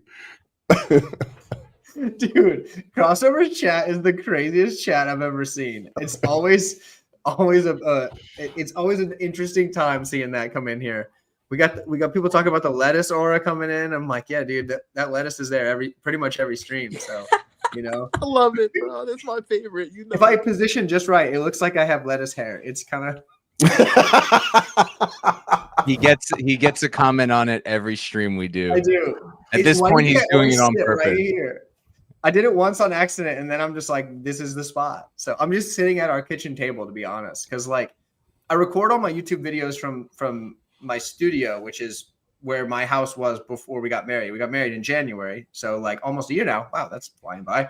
But I still have my old place, and I just use that as my YouTube studio and, like, workshop now. So it's like I do record all that stuff out there, but it's a bunker in the middle of nowhere. Couch knows about this. One day you have to do a tour and show everybody that. Dude, I should. His front door is unlike anything. The only place I've seen a door like his door is in zombie apocalypse movies and shows. Like, this man has like that big wood thing that you like bring down like to shut the door. It's the craziest thing I've ever seen. Yeah, it's actually bulletproof, like up to a 5.56 caliber round. So, like, bro, who are you trying to? Bro, that's how they get down up in that part of the U.S., bro. That's right, dude. We're in Nebraska. We get down like that here. So, you never know, man. You never know. They might be coming. The bookies might come for me. You know, I don't want to make them. They out there shooting 9 millis at me. I'm okay. Like, I'll be safe in there. You know, they show up with the AKs. I'm in trouble. So, but yeah. I told my wife, if anything goes down, if like a zombie apocalypse happens, we're out to Tyler's. We're driving to Nebraska. We're going to Tyler's house. You get to Nebraska as fast as you can. We all have to wear powdered wigs too. Yeah, there you go. Got you covered. And I'm not necessarily preparing for anything, but I'm just, you never know. It's always good to have a backup. You know what I mean? So that's right. That's all you got to do. Looking like Mr. Potato Head. Okay, where are we at? Oh yeah, we're talking about Blachowicz and Guskov. Gotcha. Okay, this chat is wild. I love it. Okay, I'm on Blachowicz, and the reason why, and okay, I've got to say, I've been cashing Guskov tickets. Like, I've been all over Guskov tickets. I cashed his round 1 KO prop in the last fight. That was sick. I think it was his last fight. I bet him huge against Span. Like, let's go. You know, like. The problem is, I think this is a really, really tricky fight for Guskov. I think this is a similar time to his debut where he fought Ozdemir. I don't know that he necessarily loses the same way, but I think Blachowicz has got him here. I think he's got him covered. He's durable mostly. You know, I mean, like, he's getting up there, but I think he's still durable. He's got that Polish power. I think he still hits hard.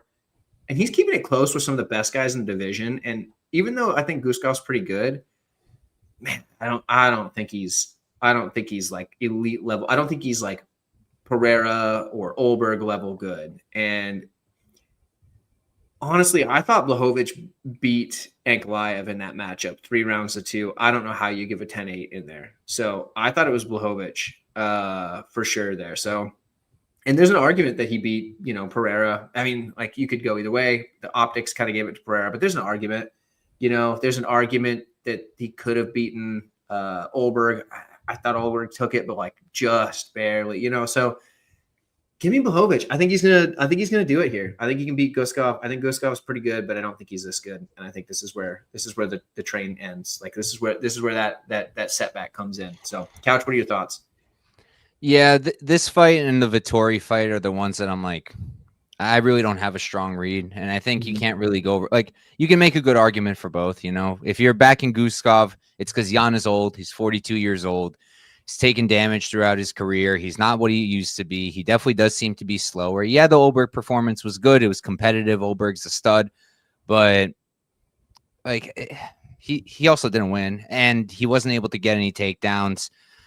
I just don't think he's what he used to be, and if anybody can put him out right now, it's probably Guskov. Guskov strikes from unorthodox angles. He keeps those hands low, which I think is a problem and something I don't like. But he also, it's hard to see where the shots are coming from. He does hit hard. He is the faster guy. He's a solid striker.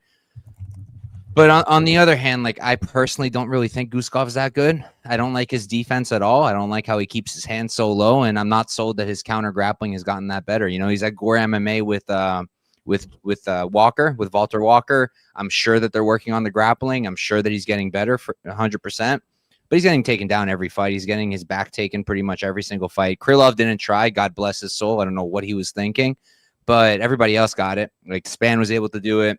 We all know Elkana did it. He got subbed in his first fight against Uzdemir.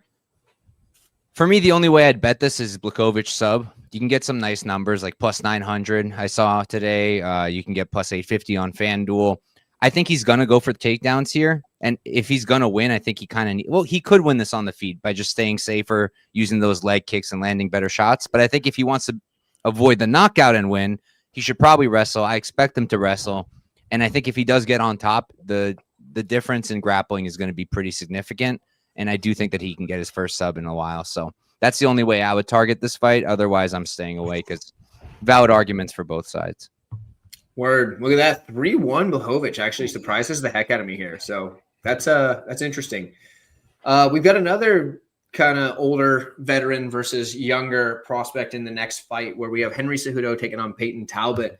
JB's kicking this one off. JB, what are your thoughts on this one here? My, how the times has changed, man. Henry Cejudo, one of the guys I first really loved starting watching the fights again. He was fighting. Like I was watching the fights for a little while, but getting back into it, starting to bet, watching with my friends. I remember him fighting Dominic Cruz during the COVID era. I remember the fight. Yeah, I think I also watched him at like one of the first pay-per-views I watched back after watching it from like when I was younger was Cejudo versus DJ. They had a couple of fights also. So he's been around for a hot minute, bro. And this is his last fight. He said it multiple times. He's made a point to say it multiple times. So from a mental state, like Henry Cejudo, like a lot of red flags there, right? Peyton Talbot, young, hungry, up-and-coming guy.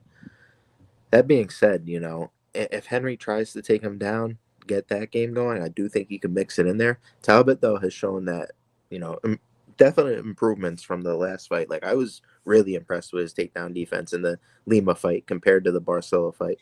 And I wonder if it was just like a cockiness, like, I'll just get taken down, I'll get back up. We've seen him taken down in fights before early, and then he comes back late in the fight. He pushes that cardio, and maybe he just thought he could do that to Barcelos, and it never really happened, So it's definitely sketchy to play Peyton maybe at chalk, but I'm seeing some different props I'm looking at. I do think that he could steam this fight like the later it goes. I think the last 7.5 minutes, I think Peyton's going to really start to make his reads here. I watched the face-offs. He's, about a foot taller, it looks like, than Henry, and I think that range is going to be a motherfucker. That being said, Peyton Talbot is very hittable. I think somebody eventually is going to crack his chin, make him pay the piper. He's got like a 46% striking defense. That's not good. Yeah, let Reyes Cortez hit him 71 times. It's possible the guy gets outstruck, but I think here, just like the the career trajectory, it's like complete opposites. So I'm gonna go with Peyton Talbot here. I got him round 3 or decision. It's -130. I don't hate that at all. I think likely Cejudo last, but if there is a finish here, I think Peyton Talbot probably just puts it on him last round. And plus 1,300, that ain't a bad look either, bro. He's gotten a lot of round 3 finishes in his career, and Cejudo's historically durable, but this is his last fight, and a lot of the times those legends go out on their back. So I don't think a Peyton Talbot finish is out of the realm here either. He's got those nasty knees in the clinch, very good sniper, and we've seen him, put guys out. So yeah, I think Triple C is going out, either a decision win or a late finish. I'm loving that round 3 knockout for Talbot. Actually, that was my read this whole time too. So I'm with you on that. I think this is a spot where Cejudo is going to have a few moments for sure. He'll probably shoot a takedown here and there, but like he just doesn't wrestle like he used to. Like he doesn't. The volume of takedowns isn't there. The grappling conditioning doesn't seem to be there anymore like it was. I think he can be competitive. I don't think he's going to be competitive in striking. I think he's going to realize that his shots, even when they land, aren't doing the same as the shots Talbot's landing. And I think Talbot starts putting it on him. And the dude's a Terminator. He's straight up a Terminator, like straight out like Terminator 2, T1000, liquid metal. Like you shoot him, it blows a hole in him, and it grows right back. Like dude just keeps on coming. You hit that shit is demoralizing too, bro. I know you fought before, so. He breaks guys. Like that's just what he does. Like his defense isn't very good, but like he just is durable as all get out. His cardio is usually on point. Like I've never seen him like get tired. He did have some trouble in the Barcelos fight, but he had it was like something some sort of like equilibrium thing that was like that got messed up in that fight somehow. So that's like that's a wild. I don't know exactly how that is, but yeah, that's how that works. So something wild happened there, but yeah, either way, for Talbot, I think he puts him out of there in the 3rd, and that's my read. What about you, Couch? Yeah, interesting fight. I'm not like really looking to get too involved in this one just because I already kind of have money on it. Like I gave this out to the folks in the House of Stims Discord, the Discord I work with, maybe a month ago or a couple weeks back. Peyton Talbot to be champ end of 26 was plus 8,000. So I played that for 1.25 units. So to win 10K. What's that at now? Plus 4,000. That's the only reason I'm saying it now. Otherwise, I wouldn't say it. But so the theory there. Value? What's up? You still think there's value? Theoretically, yes, because if he wins this fight, he's probably up there. And like the whole read for me was that okay, if Merab beats Jan, right? Division's empty. He cleared it out. And he wants to defend another 4 to 5 times next year, he said. So we're going to probably see title challengers that we wouldn't have been seeing otherwise. Like we're likely going to see Zahabi possibly, Song Yadong if he beats O'Malley. I don't think he will, but that could happen. He mentioned Peyton Talbot, not by name, but he brought him up. So I just figured, you know what, at plus 8,000, they have him against Cejudo in his next fight. Like that's probably a good move. And I don't think he's going to beat Merab, but it'll set me up for a beautiful hedge if I get there. So that was kind of the angle there. And because of that, I don't really want to get overly invested in this fight because I already kind of have money on it. I might touch that round 3 though. Like I can see why people might want to bet Cejudo. At the end of the day, he's the best wrestler that Talbot has ever fought. Definitely a better wrestler than Barcelos. Definitely a better wrestler than Felipe Lima. But like it's just not the same. Like Tyler, you remember I backed Barcelos against Talbot in that when they fought plus 900. If Henry was plus 900, I would probably be doing it again, but he's not. And at this number, like I'm not super interested. He's a lot smaller. I think he's going to struggle a lot with the range. I think he's going to have a hard time setting up the takedowns. He didn't even really go for them all that much against Song Yadong. And I just think Peyton's going to be way too fast, way too accurate. And he's such a good fighter, and he's improving really, really quickly. And I think we're going to see really good things from Peyton. And I think he's going to get it done here. And I like that round 3 prop. Only thing I'll say is I was just looking at it while you guys were talking. Round 3 on FanDuel is plus 1,300, and round 3 knockout is like plus 1,500. Like just play the round 3. I just played the round 3. That's just in case. Yeah. It'd be madness if he subs Cejudo, but what if he does? I cashed, hey, if Cejudo's tired and he got hurt, like it can happen. Shit happens, bro. Merab had him in a sub attempt. You know, shit happens, bro. Does indeed happen. Crossover, what's your thought? Yeah, I mean, Henry Cejudo's last fight, definitely, the credentialed wrestler, but just doesn't really use it a whole lot. He only averages a little less than 2 takedowns per 15 minutes. Payne Talbot, yeah, definitely got controlled against Hani Barcelos for sure.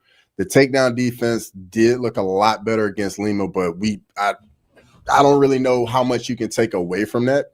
I think the real issue from Cejudo is going to be the 7-inch reach advantage for Peyton Talbot. Getting inside is going to be a big issue for him, and like just the height difference. Maybe Cejudo can use some leg kicks to try and like get to Peyton Talbot that way, but I think Peyton Talbot's hands are going to be too much for Henry Cejudo. There we go. Clean. Oh, look at that. Steven's picks like the graphic. Let's go. Yeah. Last thing I was gonna say too is like if Cejudo was a better control grappler or had like a backpack threat, like a jiu-jitsu threat, like a Barcelos or a Lima, I'd be like, okay, that's something. But once he gets guys on the ground, is he really threatening? Like, yeah. When his control hasn't always been. It's like it's just kind of all right. The takedowns are legit, but like the control isn't like somebody that can just once you're down, you're stuck. So yeah, like and with a guy like Talbot who already gets up pretty well, I mean. That's where I'm at too. So moving right along, Brandon Moreno, Tatsuro Taira. I'll take this one here. Yeah, so this sucks because I don't want to pick against Taira because I would like to see him getting a title shot soon, but because I don't really want to see Moreno get a title shot again against, especially if it's still Pantoja, because like dude's lost to him 3 times, so we don't need to see that for a 4th time. But I think Moreno's a bad matchup for Taira, and I think he can beat him. And I think he's going to beat him. I think he's going to be extremely hard to control on the mat. And I understand Taira's got a really good back take and really good control. There's a chance he gets to the back and controls him. But I have a really, really hard time thinking he can do that consistently. On the feet, I know Taira's all right. Like, he's pretty good. But, like, Moreno's legit. Like, I think it's a really hard fight for him. I think it would favor Moreno more if it was 5 rounds. So I think that goes in the favor of Taira just because like Moreno is a 5-round guy. But yeah, I got to take Moreno here. But yeah, I do. It is a shame for the division if he wins and then say Pantoja also wins. We're just hypothetically speaking. I don't think we get. I don't think seeing a 4th one of those is necessary. But yeah, I'll take Moreno just to be the better striker and do enough on the ground to make it so Taira can't really control him. What do you think, Mike? Well, apparently I sound like I sell real estate. So that's dude's a lawyer. Get out of here. That's something. Dude passed the bar. That's something, but it's funny. I'll take it. But this fight's tricky for me. Like I went into it. This is the first fight I taped on the card.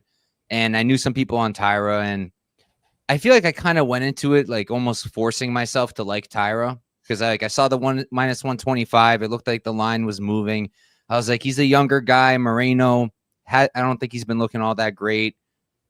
And then I went into the tape and like I kind of changed my mind. I'm still not getting invested in this just because like I'm really not crazy about. Like with Moreno, I haven't been nuts about his performances lately. I didn't like I know he won the Usyk fight, but like I didn't like the performance from either guy. I just didn't see much urgency, and I felt like a lot of nothing happened. The Albazi fight was fine, but like Albazi's just been a nothing burger. And I thought that the most recent Royval fight from Moreno was just horrible. I thought he looked really, really bad there. The striking looked terrible, like everything. It was a terrible performance. But then with Taira, it's like I feel like the people backing Taira are kind of hanging on to the Royval back takes. And it was 2 back takes. And like, yes, they were super impressive. And the fact that, Royval is an elite scrambler and he could not get away from that, that was really impressive. But you're making him a favorite now in a step up or like a close to the same level as the Royval fight. But you're making him the favorite and you're kind of just hoping that he takes the back, either once and gets the sub or does it every round and wins a decision. Because outside of that, I don't know really where he's winning here. Like I know that his striking's improved a lot. He's got a great 1-2. He looks explosive. He hits hard. He's fast. But I can't really see him putting together like a competent 15 minutes just on the feet. Like I don't know what that looks like.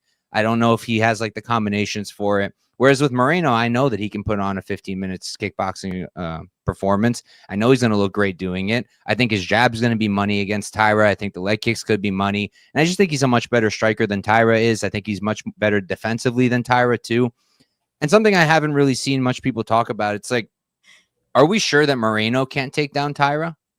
Like, I don't think Tyra's takedown defense has been tested all that much, but I have a feeling that if Moreno goes for the takedowns, he could get it. So I just think that's another wrinkle. And one other thing to think about, this could favor Tyra a little bit. I'll answer Dravi in a second, but like, I do think the fact that it's a 3-rounder, that does favor Tyra, because Brandon Moreno, he's been fighting in 5-round fights. I believe it's been 5 years now, 9 fights in a row, where he's literally been yeah. The thought fell out of my head, but you guys know what I was saying. He was preparing for 5-rounders, and now for the first time, he's prepared in 5 years and 9 fights. He's preparing for a 3-rounder. I think that could throw off his pacing, but yeah, ultimately for me, I'll lean Moreno. And to answer Dravi's question, I know where he's going with this because I know who he's on, but like, yeah, I guess you can say it's Tyra because he can get on the back and sub Moreno, but I'm not counting out a Moreno knockout personally. Like if he's stuffing the takedowns and scrambling, I think he could knock out Tyra. So for me, I'm going to pick Moreno with very little confidence. At the end of the day, Tyra is a menace. He's elite. I love his grappling. He's a really, really good fighter. He's really young. He's improving super quick, super high ceiling. I'm going to lean the Moreno side. Yeah, real quick though, I do have to shout out Dravi because the dude's basically been an ATM all year. Like this dude has just been printing money. It's been wild. So he has an insane slate for this card. This dude has so many bets. I believe it. Like my boy Dravi, get the gravy. Dude's got to been be gravy. Get the gravy. Straight up killing. But crossover. What are your thoughts on this matchup here? Yeah, definitely, a tough matchup for Tyra right here. Big step up in competition with Moreno, all that big fight experience, all the championship fights under his belt. Definitely Moreno's the better fighter on the feet for sure. Tyra did look a little better on the feet in his last fight against Hung Park, but the footwork and the movement from Moreno, I think, is going to give Tyra problems on the feet. Now, obviously, if, Tyra gets the bag, gets you down, like it's definitely going to be a problem for Moreno to deal with. But I think it's going to be tough for Tyra to get the back and just get the fight to the ground. I see Moreno just keeping this fight on the feet, and I think he gets it done. There we go. We got 3 on Moreno. JB, what are you thinking? Yeah, I'm very happy. Thank you. I am very happy. Thank you. Nah, I mean, I'm not going to go crazy, but I'm on my guy Tyra here. I think this is going to be an excellent fight. I think the scrambles are going to be spectacular. I think, the main thing is going to be killing that underhook for Tyra and how he assesses that. I do think he's very good at taking the back, one of the best in MMA. Like we talked about it before. How did we not bring up Tatsuro Tyra? And then if you decide to stand up, he'll break your leg. He put the weight like he did to Alex Perez, and he'll TKO you that way. So, I don't know if he's necessarily going to do that to Moreno. I think what Moreno's going to do, he's very good at, I think he's going to bump, trying to dig that underhook. He's going to go up to his feet. He's going to build the base, and I think he's going to give up the front headlock. And now, Tatsuro Tyra is going to try and spin around. But it's going to be a lot of grappling exchanges. I think Tyra could re-grapple him. I think Moreno, like you said, could get the takedowns, maybe wind up on top. He's going to have to deal with a guard game of Tyra. I think he's going to throw those arm bars, probably use it to scramble. Both guys, pretty hard to pin, but ultimately the jiu-jitsu, like I think, is a bit leagues above in Tyra here. The wrestling maybe not the best, but I do think he's going to be able to get these takedowns. Moreno at this point in his career too, I think he's on a decline, guys. Truth be told, I've been watching this guy's last couple of fights, and he's not the same fighter he used to be. I question where his hunger's at this point in his career. And truth be told, I just think it's the new era. I think it's the time for Tyra. And you guys said like Moreno's the better striker. I agree to an extent, but is Tyra just like a complete bum on the feet? No, and I think he's going to be making a lot of improvements, guys. Like fight to fight, this guy's going to be a better version from what you see in time after time. The Brandon Royval loss, like that's the worry too, right? Because it's like now the one time he took the step up in competition, he failed, right? And we haven't gotten to see it, and now he's going back against Brandon Moreno. But I think Moreno might wind up in some tricky positions here. I think it's sticky. JB's literally outside. I'm on my porch, so like it's a little different. It's like that's a window, bro. It's enclosed, but Yeah, same thing, I guess, bro. We're brothers, bro, basically. So, yeah, I'm on Tyra here. It's not a crazy take, and I do think the sub is live. Personally, I lean points, but I think he could be the first person. Has Moreno been sub? Did Pantoja sub him? Pantoja did it on the Ultimate Fighter, but I don't think he did. I don't think he's ever like in Yeah, an I could see official it. battle. Pantoja Nah, barely hasn't- took his hasn't been back subbed. too. Pantoja barely took his back when they fought. Yeah. Yeah. So like the because the tough fights all count as like exhibition, so it doesn't count as like a tough loss.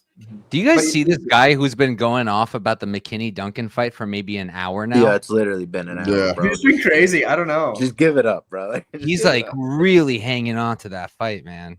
It's the most volatile fight where you can easily pick either side, and he's just not letting go. Well, You guys know that- if you want, you can go back and listen to that. We did talk about it. You can just play that on loop if you want. You guys know that meme of like the backpack that's like falling off? There's like just a thread holding it, and it's like, let it go. Just let it go, bro. I'm just trying to figure out how my wall looks the same. Yeah, I mean it's like sort of the same color, you know, like sort of. I don't know. But anyway, I think that was all of us for that one. Okay, sick. We've got the co-main and the main event coming right up. Let's see. I started the last one. That means it's Couch here. Couch, you're kicking off Pantoja, Alessandre Pantoja, and Joshua Van. Sick fight. What do you think, Couch? What an absolute banger. This is such a sick fight. And it's a really hard fight because part of me wants Van to win. And like, I want to see him pull it off. Like, I want to see him stuff those takedowns and use that body work and put it on Pantoja.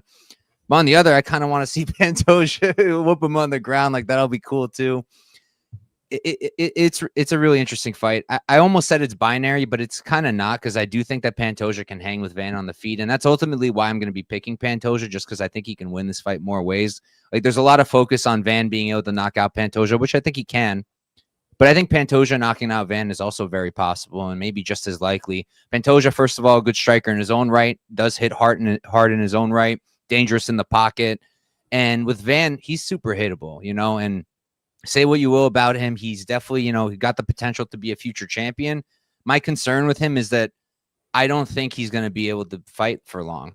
I don't. Like, I think he takes too much damage. Like, I think he's going to have to probably retire around 28, 29. Otherwise, it's going to get bad because look at it. Like, the Charles Johnson knockout, in my opinion, that was already a result of the fact that his chin was starting to take too much damage, right? So Charles knocks him out, kind of a nutritional knockout. And that was before he got hurt by Chirez. And that was before he ate 200 significant strikes from Brandon Royval. So then I got curious before my own show. So I went and I did the math. I like added up all their significant strikes absorbed over their UFC careers. So Pantoja, 17 fights in the UFC. He's absorbed, I don't remember off the top of my head, it was right over 800. I think it was like 830 significant strikes he's absorbed. Van, 9 fights, 788 significant strikes absorbed. So like the dude's almost up there with Pantoja. Pantoja's been there so much longer. And I just don't think it's going to go well over, like long term for Van. And I think this is a fight where it could cost him. I think if Pantoja lands flush, he could hurt Van or knock him out, at least hurt him. And then with the grappling, you know, Van has, for a guy who wasn't wrestling before his UFC debut, he's improved a lot. And I've lost a lot of money. Is that true though, bro? Like, I don't know if I believe him, but I mean, just based off his tape pre-UFC, like it seemed like he didn't know how to wrestle. But I lost a lot of money throughout his UFC career trying to like go with that narrative, like, oh, this guy can grapple. I think they're going to beat Van. His grappling's untested. And every time he proves me wrong, and every time it looks even better. And the way he's defending and the way he's getting back up, like he's really talented because it's not like he's at like it's not like he's at a major gym either, right? He's at 4 Ounce Fight Club. He has They decent seem to be a training major cards. gym these days, dude. They got some guys coming up. Yeah, and then they have guys I like mean, Justin Torres yeah. and Daniel Pineda. You know, it's a for what they are, they're a good gym. It's not they're mega a solid gym, like, but my point is, they're not a gym that I would have expected to get him to the level he's at in the counter grappling. Like his counter grappling's shout out to gotten them, bro. Like that's his counter grappling's gotten absurdly good, but I don't know that it's going to be enough. I don't know that it's going to be enough. And like that's a good point there with the Rate Saruya fight. And you saw like Saruya had to get creative. He couldn't really, he did end up getting one single leg, but other than that, he had to get creative. But Pantoja can get creative. And Pantoja can also take the back standing. He's done that multiple times. And I also think that Pantoja is going to be a lot stronger. That's kind of a guess of mine. That could be wrong. but I think he's going to be a lot stronger, a lot more physical. So if he gets it to the ground, I think Pantoja might just wash him. Like, I think it might be like a really, really tremendous difference on the ground. So that's what it all really comes down to for me. So I'm picking Pantoja, but I don't really want to bet on it because I think Van is a live underdog.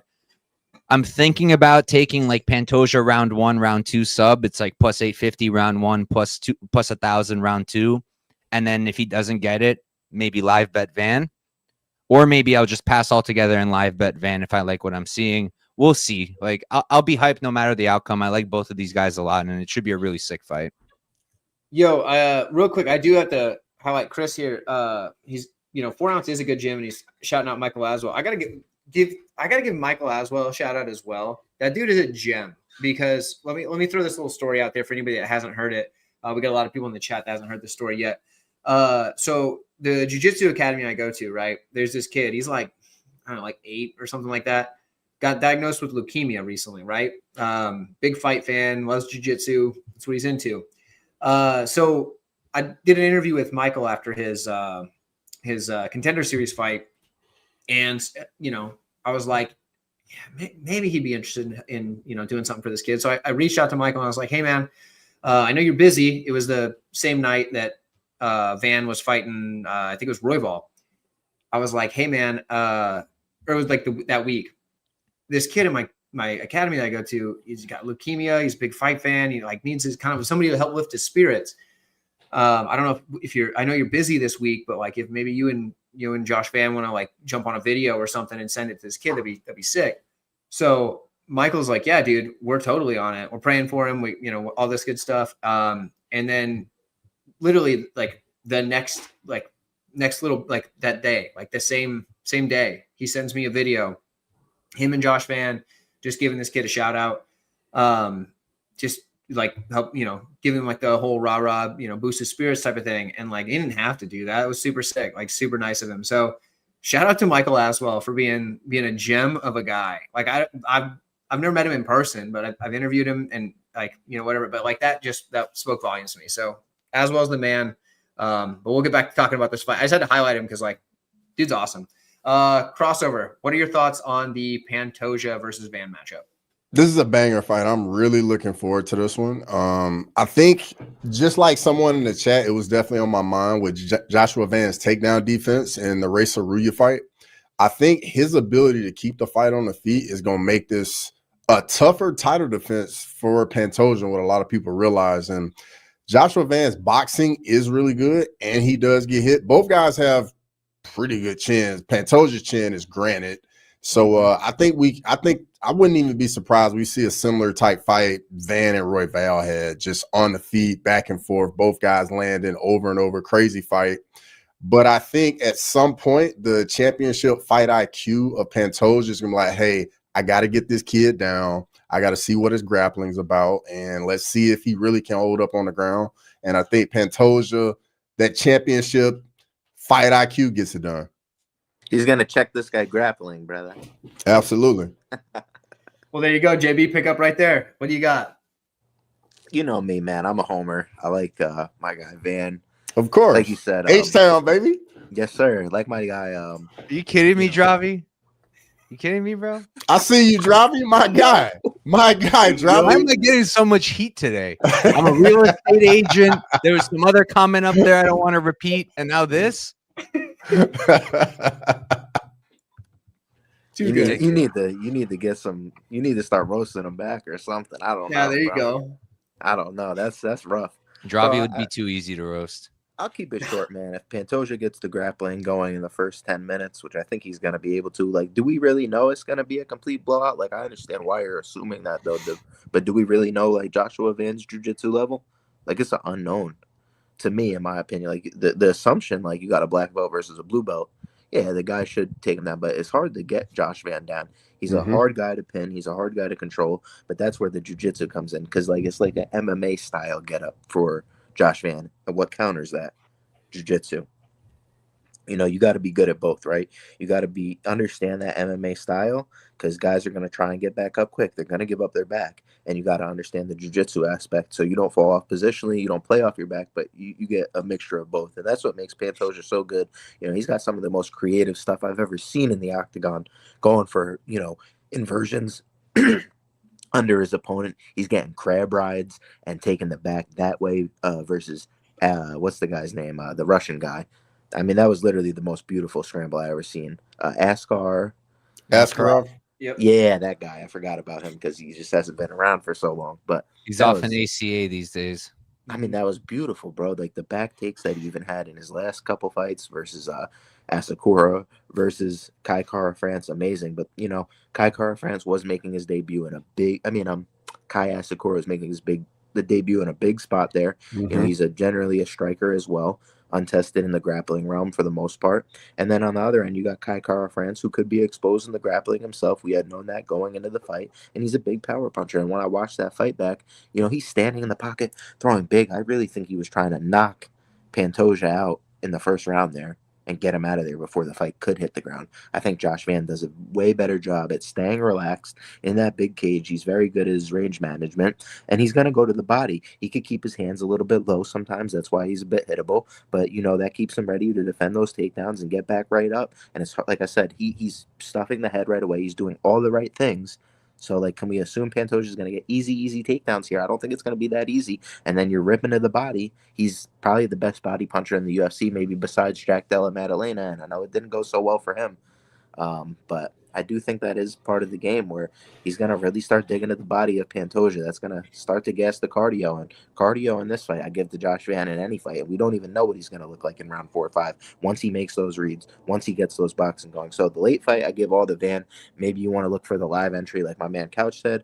There is a possibility that Van stuffs the early takedowns and he might not get as good of a line. But it's also possible that he survives some very sticky grappling exchanges. You might see Pantoja breathing a little heavy. You know, he is the older fighter. He's 35 at this point. These guys, you know, champions above 35 years old, not necessarily the best stat. So I think Van could get it done, bro. And just the aura. It's the aura play for me, man. He's got the aura.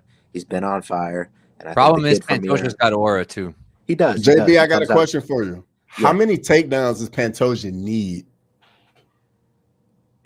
He if he could finish this fight with one takedown, if he successfully pins, you know, or takes the back of Josh Van. Doing that, though, necessarily, I think it's going to be hard.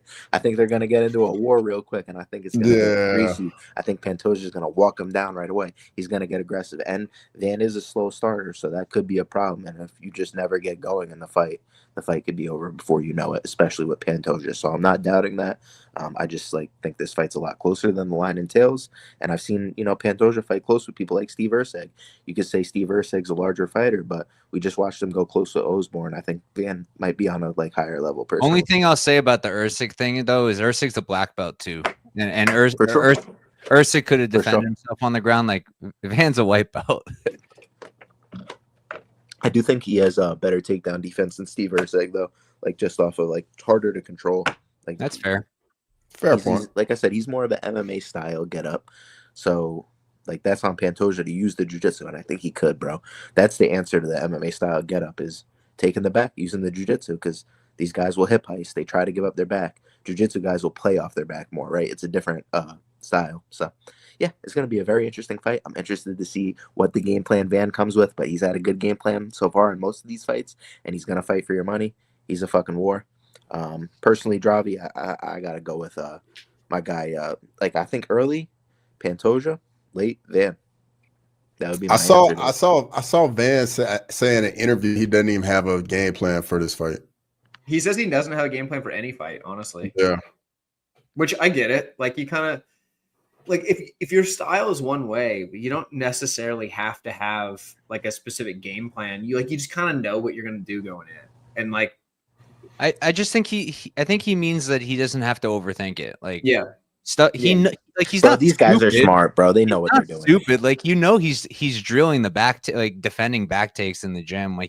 He knows what the game plan is: defend the takedowns, rip the body, and do what you always do: throw a million strikes. Like he knows what the game plan is. I promise you, he's working the grappling with Alden like every day. Bro. I'm sure. And JB, you got to remember, Pantoja's an ATT guy as well, man, going against some really good guys. So I mean, he probably got some up his sleeve. Van, might not be ready for. Yeah, and they got the best vitamins at American Top Team too.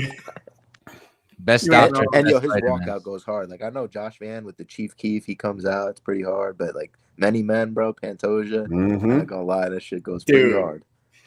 Man, I hate that one of these guys have to lose this fight, to be honest.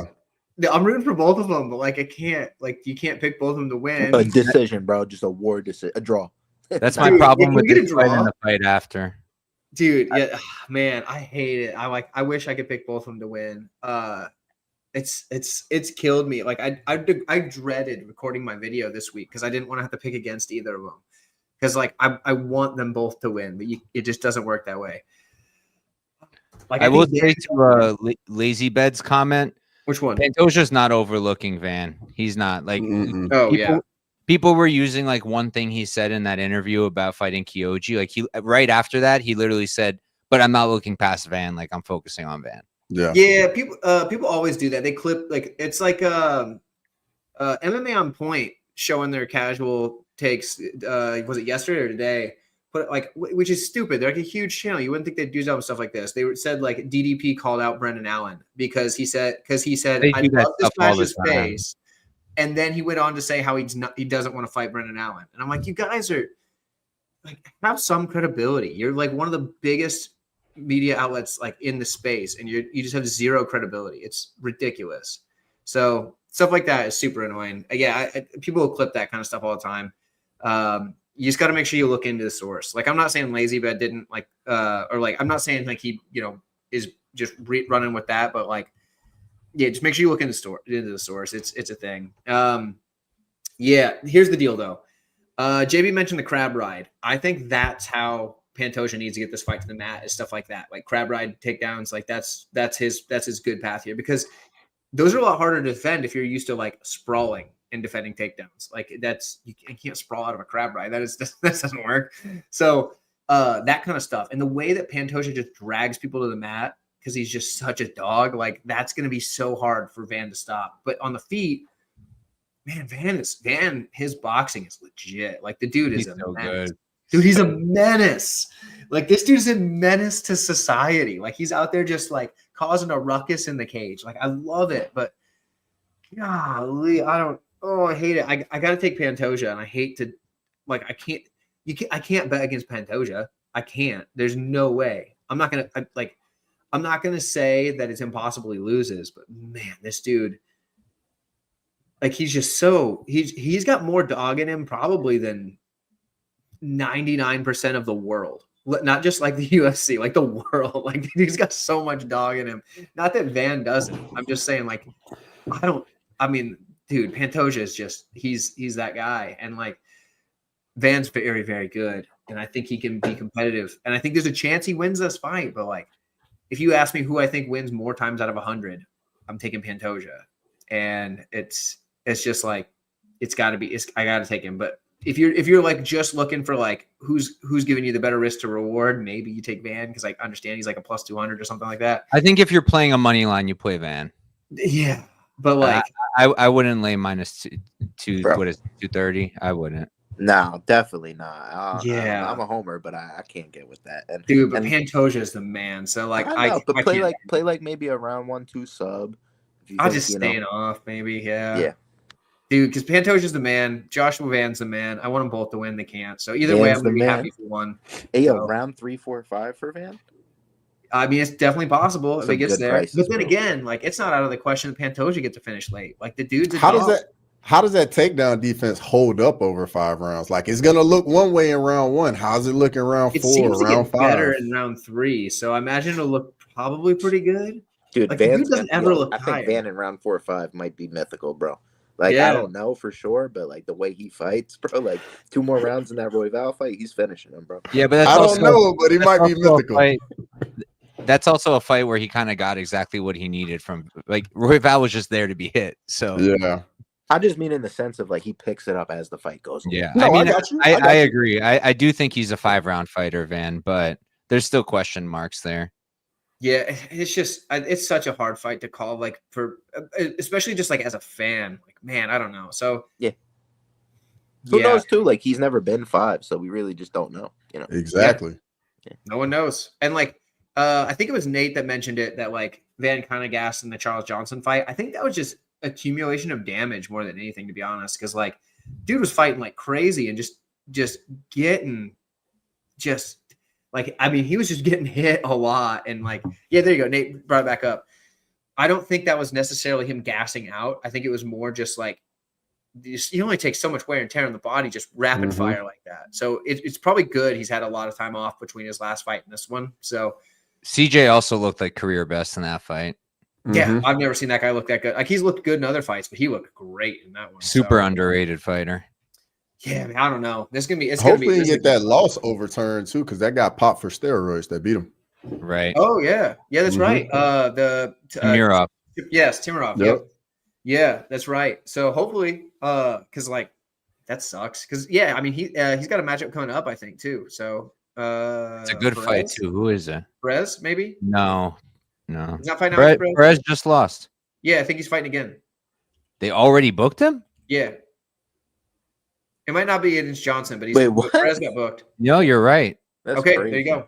Yeah, dude, I was gonna say, I think I saw that. I think Big Marcel. I like beginning of the year too for 324. No, yep. Dude, Perez losing his last fight was so crazy. Yeah, he was kicking Asu's ass. I was kicking myself for not betting Perez. I was looking at it all week. He's whooping him, and then he gets subbed. I was like, thank God I didn't play that. Word, dude. Yeah, I stayed away from that one. Okay, so let's see. Crossover starting this one off, which is perfect because then Couch gets to wrap it up. Crossover. Who do you got in the main event? We got Merab Dvalishvili, Petr Yan. What are your thoughts? We got the rematch. Merab Dvalishvili, the machine, man. Unreal cardio, the 49 takedown attempts in the first fight. Only landed 11 of those takedowns. Like, it's just a weapon, man. It's not like anything else that anybody else has in the UFC. Yan, really good fighter, good skills everywhere. Notoriously a slow starter. Merab is definitely not the guy you can start slow on because you are not winning rounds 3, 4, and 5. Like you have to, if you want to beat Merab, you either got to finish him or you got to win rounds 1, 2, and 3 because the cardio is just going to be there later in the fight. I mean, yeah, Merab's just been on a mission, man. I mean, it's unreal. I mean, the resume is crazy. And then on top of it, even in his last fight against Corey Sandhagen, the striking's got very improved. And I think just the threat of the wrestling makes the striking that much better. And he fits it all together very well into his game. It's very herky-jerky. It's not the traditional thing that a lot of these strikers are used to.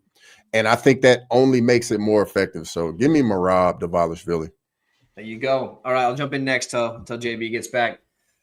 Yeah, a lot of people are pointing to the fact that Yan was injured in the last fight, but I'm pretty sure so was Merab. Like, I think they were both injured, and I think both of them had hand injuries in the same fight, to be honest. I think Merab's foot too. I heard something about that. Yeah, so like, I mean, I just don't see what Yan can do to stylistically to beat a guy like Merab. He's gonna have to knock him out, and like, I don't know that he's gonna do that. I just don't see it. Like, you need, like, okay, it was a while back, but O'Malley said, so this is the thing that people are gonna jump on O'Malley and be like, oh, you're an idiot, man, or whatever, because like he said that he's the only one that can beat Merab because you gotta dead him with one shot, essentially. I'm paraphrasing, and like people are like, oh, you had 2 shots and you didn't get it. That's not what he's saying. What he's saying is you've got to be able to put this guy out with 1 shot, and there's not a lot of guys in the division outside of O'Malley that can put you out with 1 shot. They're at the top of the division. There's some guys coming up, but like, so like I get what he's saying, but with that, I don't think that Jan's got that 1 shot power. And I think because of that, And also the fact that he likes to stand right in front of his opponents because he's looking for those counters. He likes to do that block and return style where he'll eat your shot and then return fire with another one.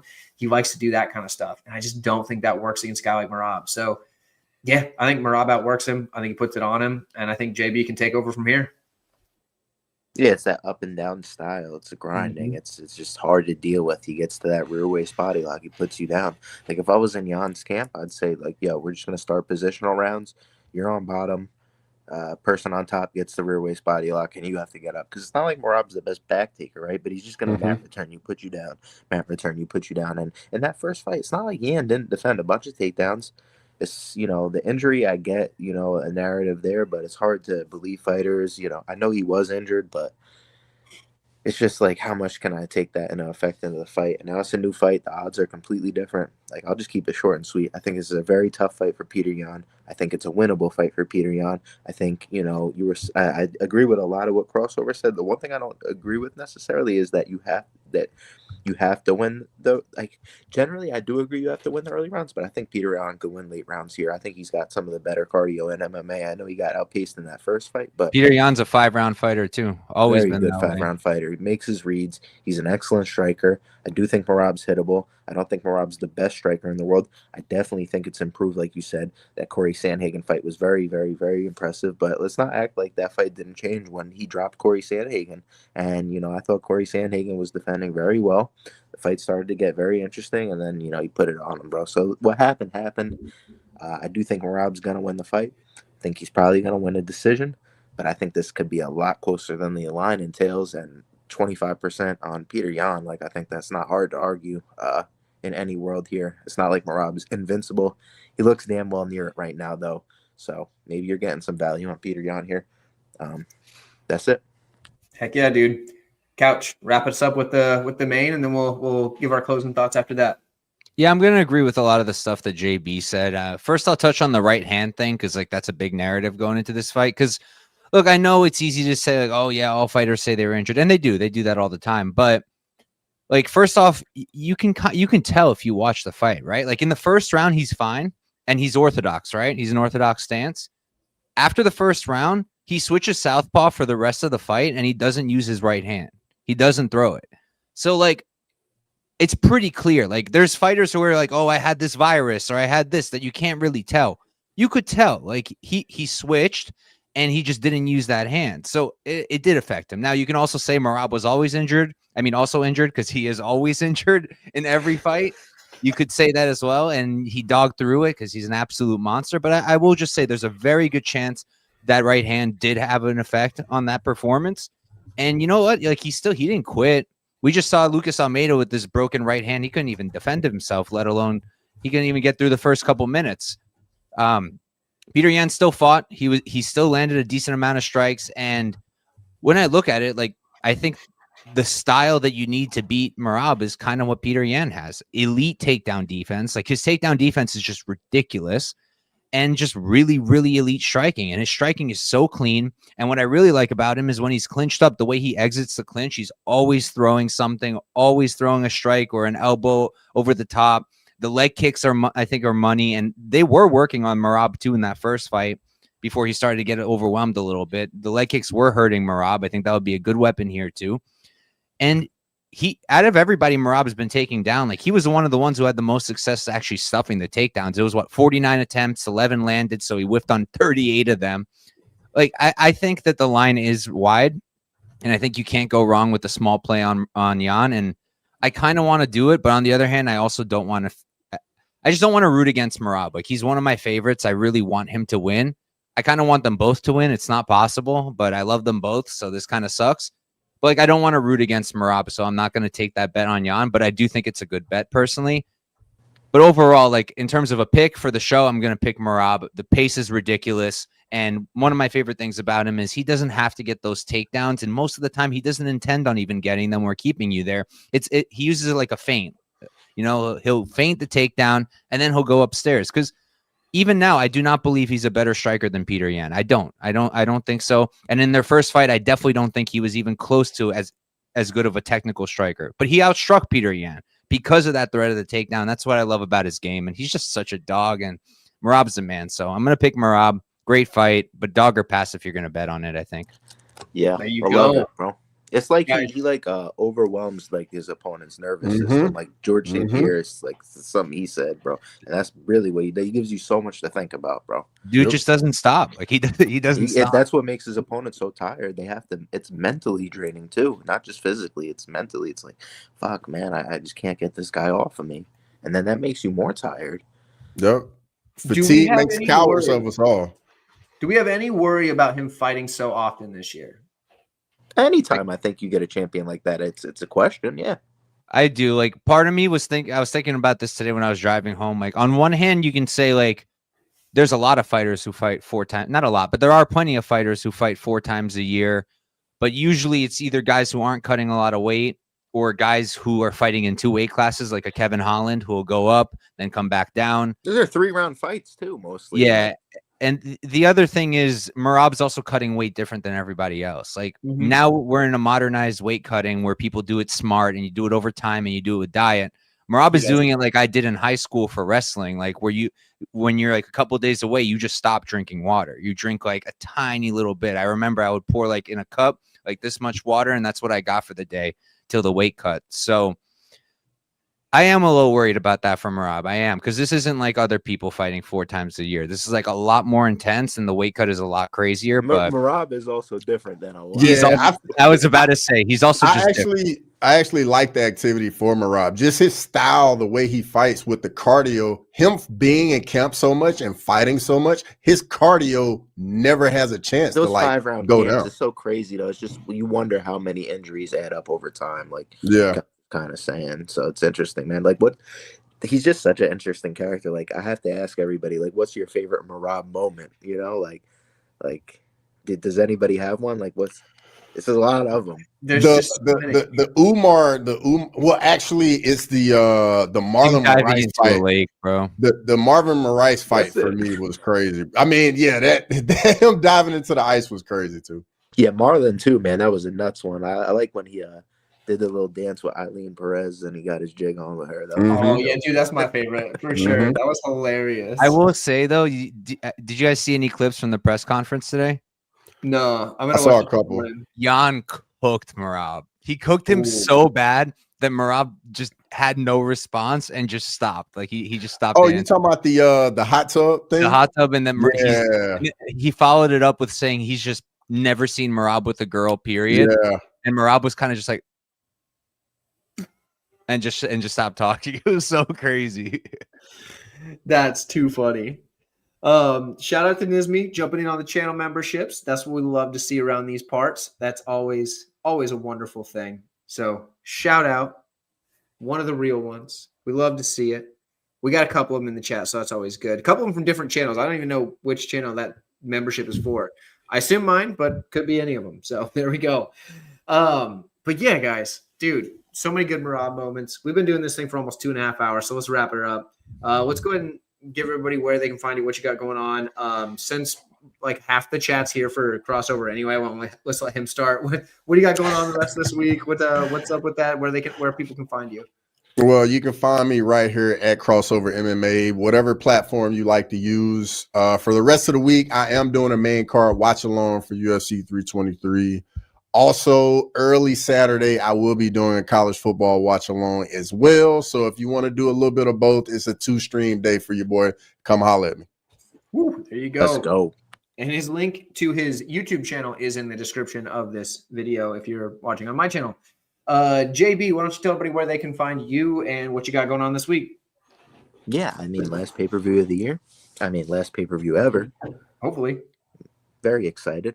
So, like, that's good. We get a good break. I think it's kind of needed for most of us MMA cappers, right? Like, it's a grind throughout the year, so it's good to come. It's been a good year for me so far betting. Hopefully next year is going to be just as good of one. I'm not sure how much content I'm going to be doing. If it's going to increase the amount of content I do, decrease, I'm not sure right now. I have a few weeks to plan it out. That's what I'm going to do. Go spend some time with the family. I hope you guys all do the same. And if you can, I never even asked this. If you guys could go follow me at MMA Jewish Better on X, I'm 1 follower away from 3,300. Let's get that 33, baby. And if you could follow me on IG too, that'd be cool. There you go. And I've linked his X or Twitter, whatever you call it, down in the description of this because that's where JB is the most active. So you can click that in the description if you are on my channel watching along. Couch, what do you got going on this week? And where can they find you? I'll be quick because we got to go. Couch Warrior Pod on Twitter, Couch Warrior Podcast on YouTube. If you want to listen to another hour of me talking about these same exact fights, feel free. That video is up on my channel. And if you're tuning in at some point, you didn't listen to all of this, but you want to hear my breakdowns in a much faster format, tomorrow I'm going to release my shorts every single week for every single UFC card. I do a YouTube short for every single fight. So 1 minute or less, I break down every fight. I'll put those up tomorrow so you can get all my thoughts and picks in 14 minutes if that's more your speed. There you go. And last, and actually probably least, is me, 138 MMA. For anybody that's watching on a channel that is not mine, you can find me there. Also, my channel memberships are only $2.99, and you get additional content that is not necessarily just betting breakdowns. Sometimes you get those early, but you get other MMA-related content that's just not as good for the algorithm, so I put it up for the members. So if you're looking for that, that's where you find it. But guys, thank you all so much for tuning in. I appreciate everyone. And we will catch you all down the road. Enjoy the rest of your evening or night, whatever that may be for you.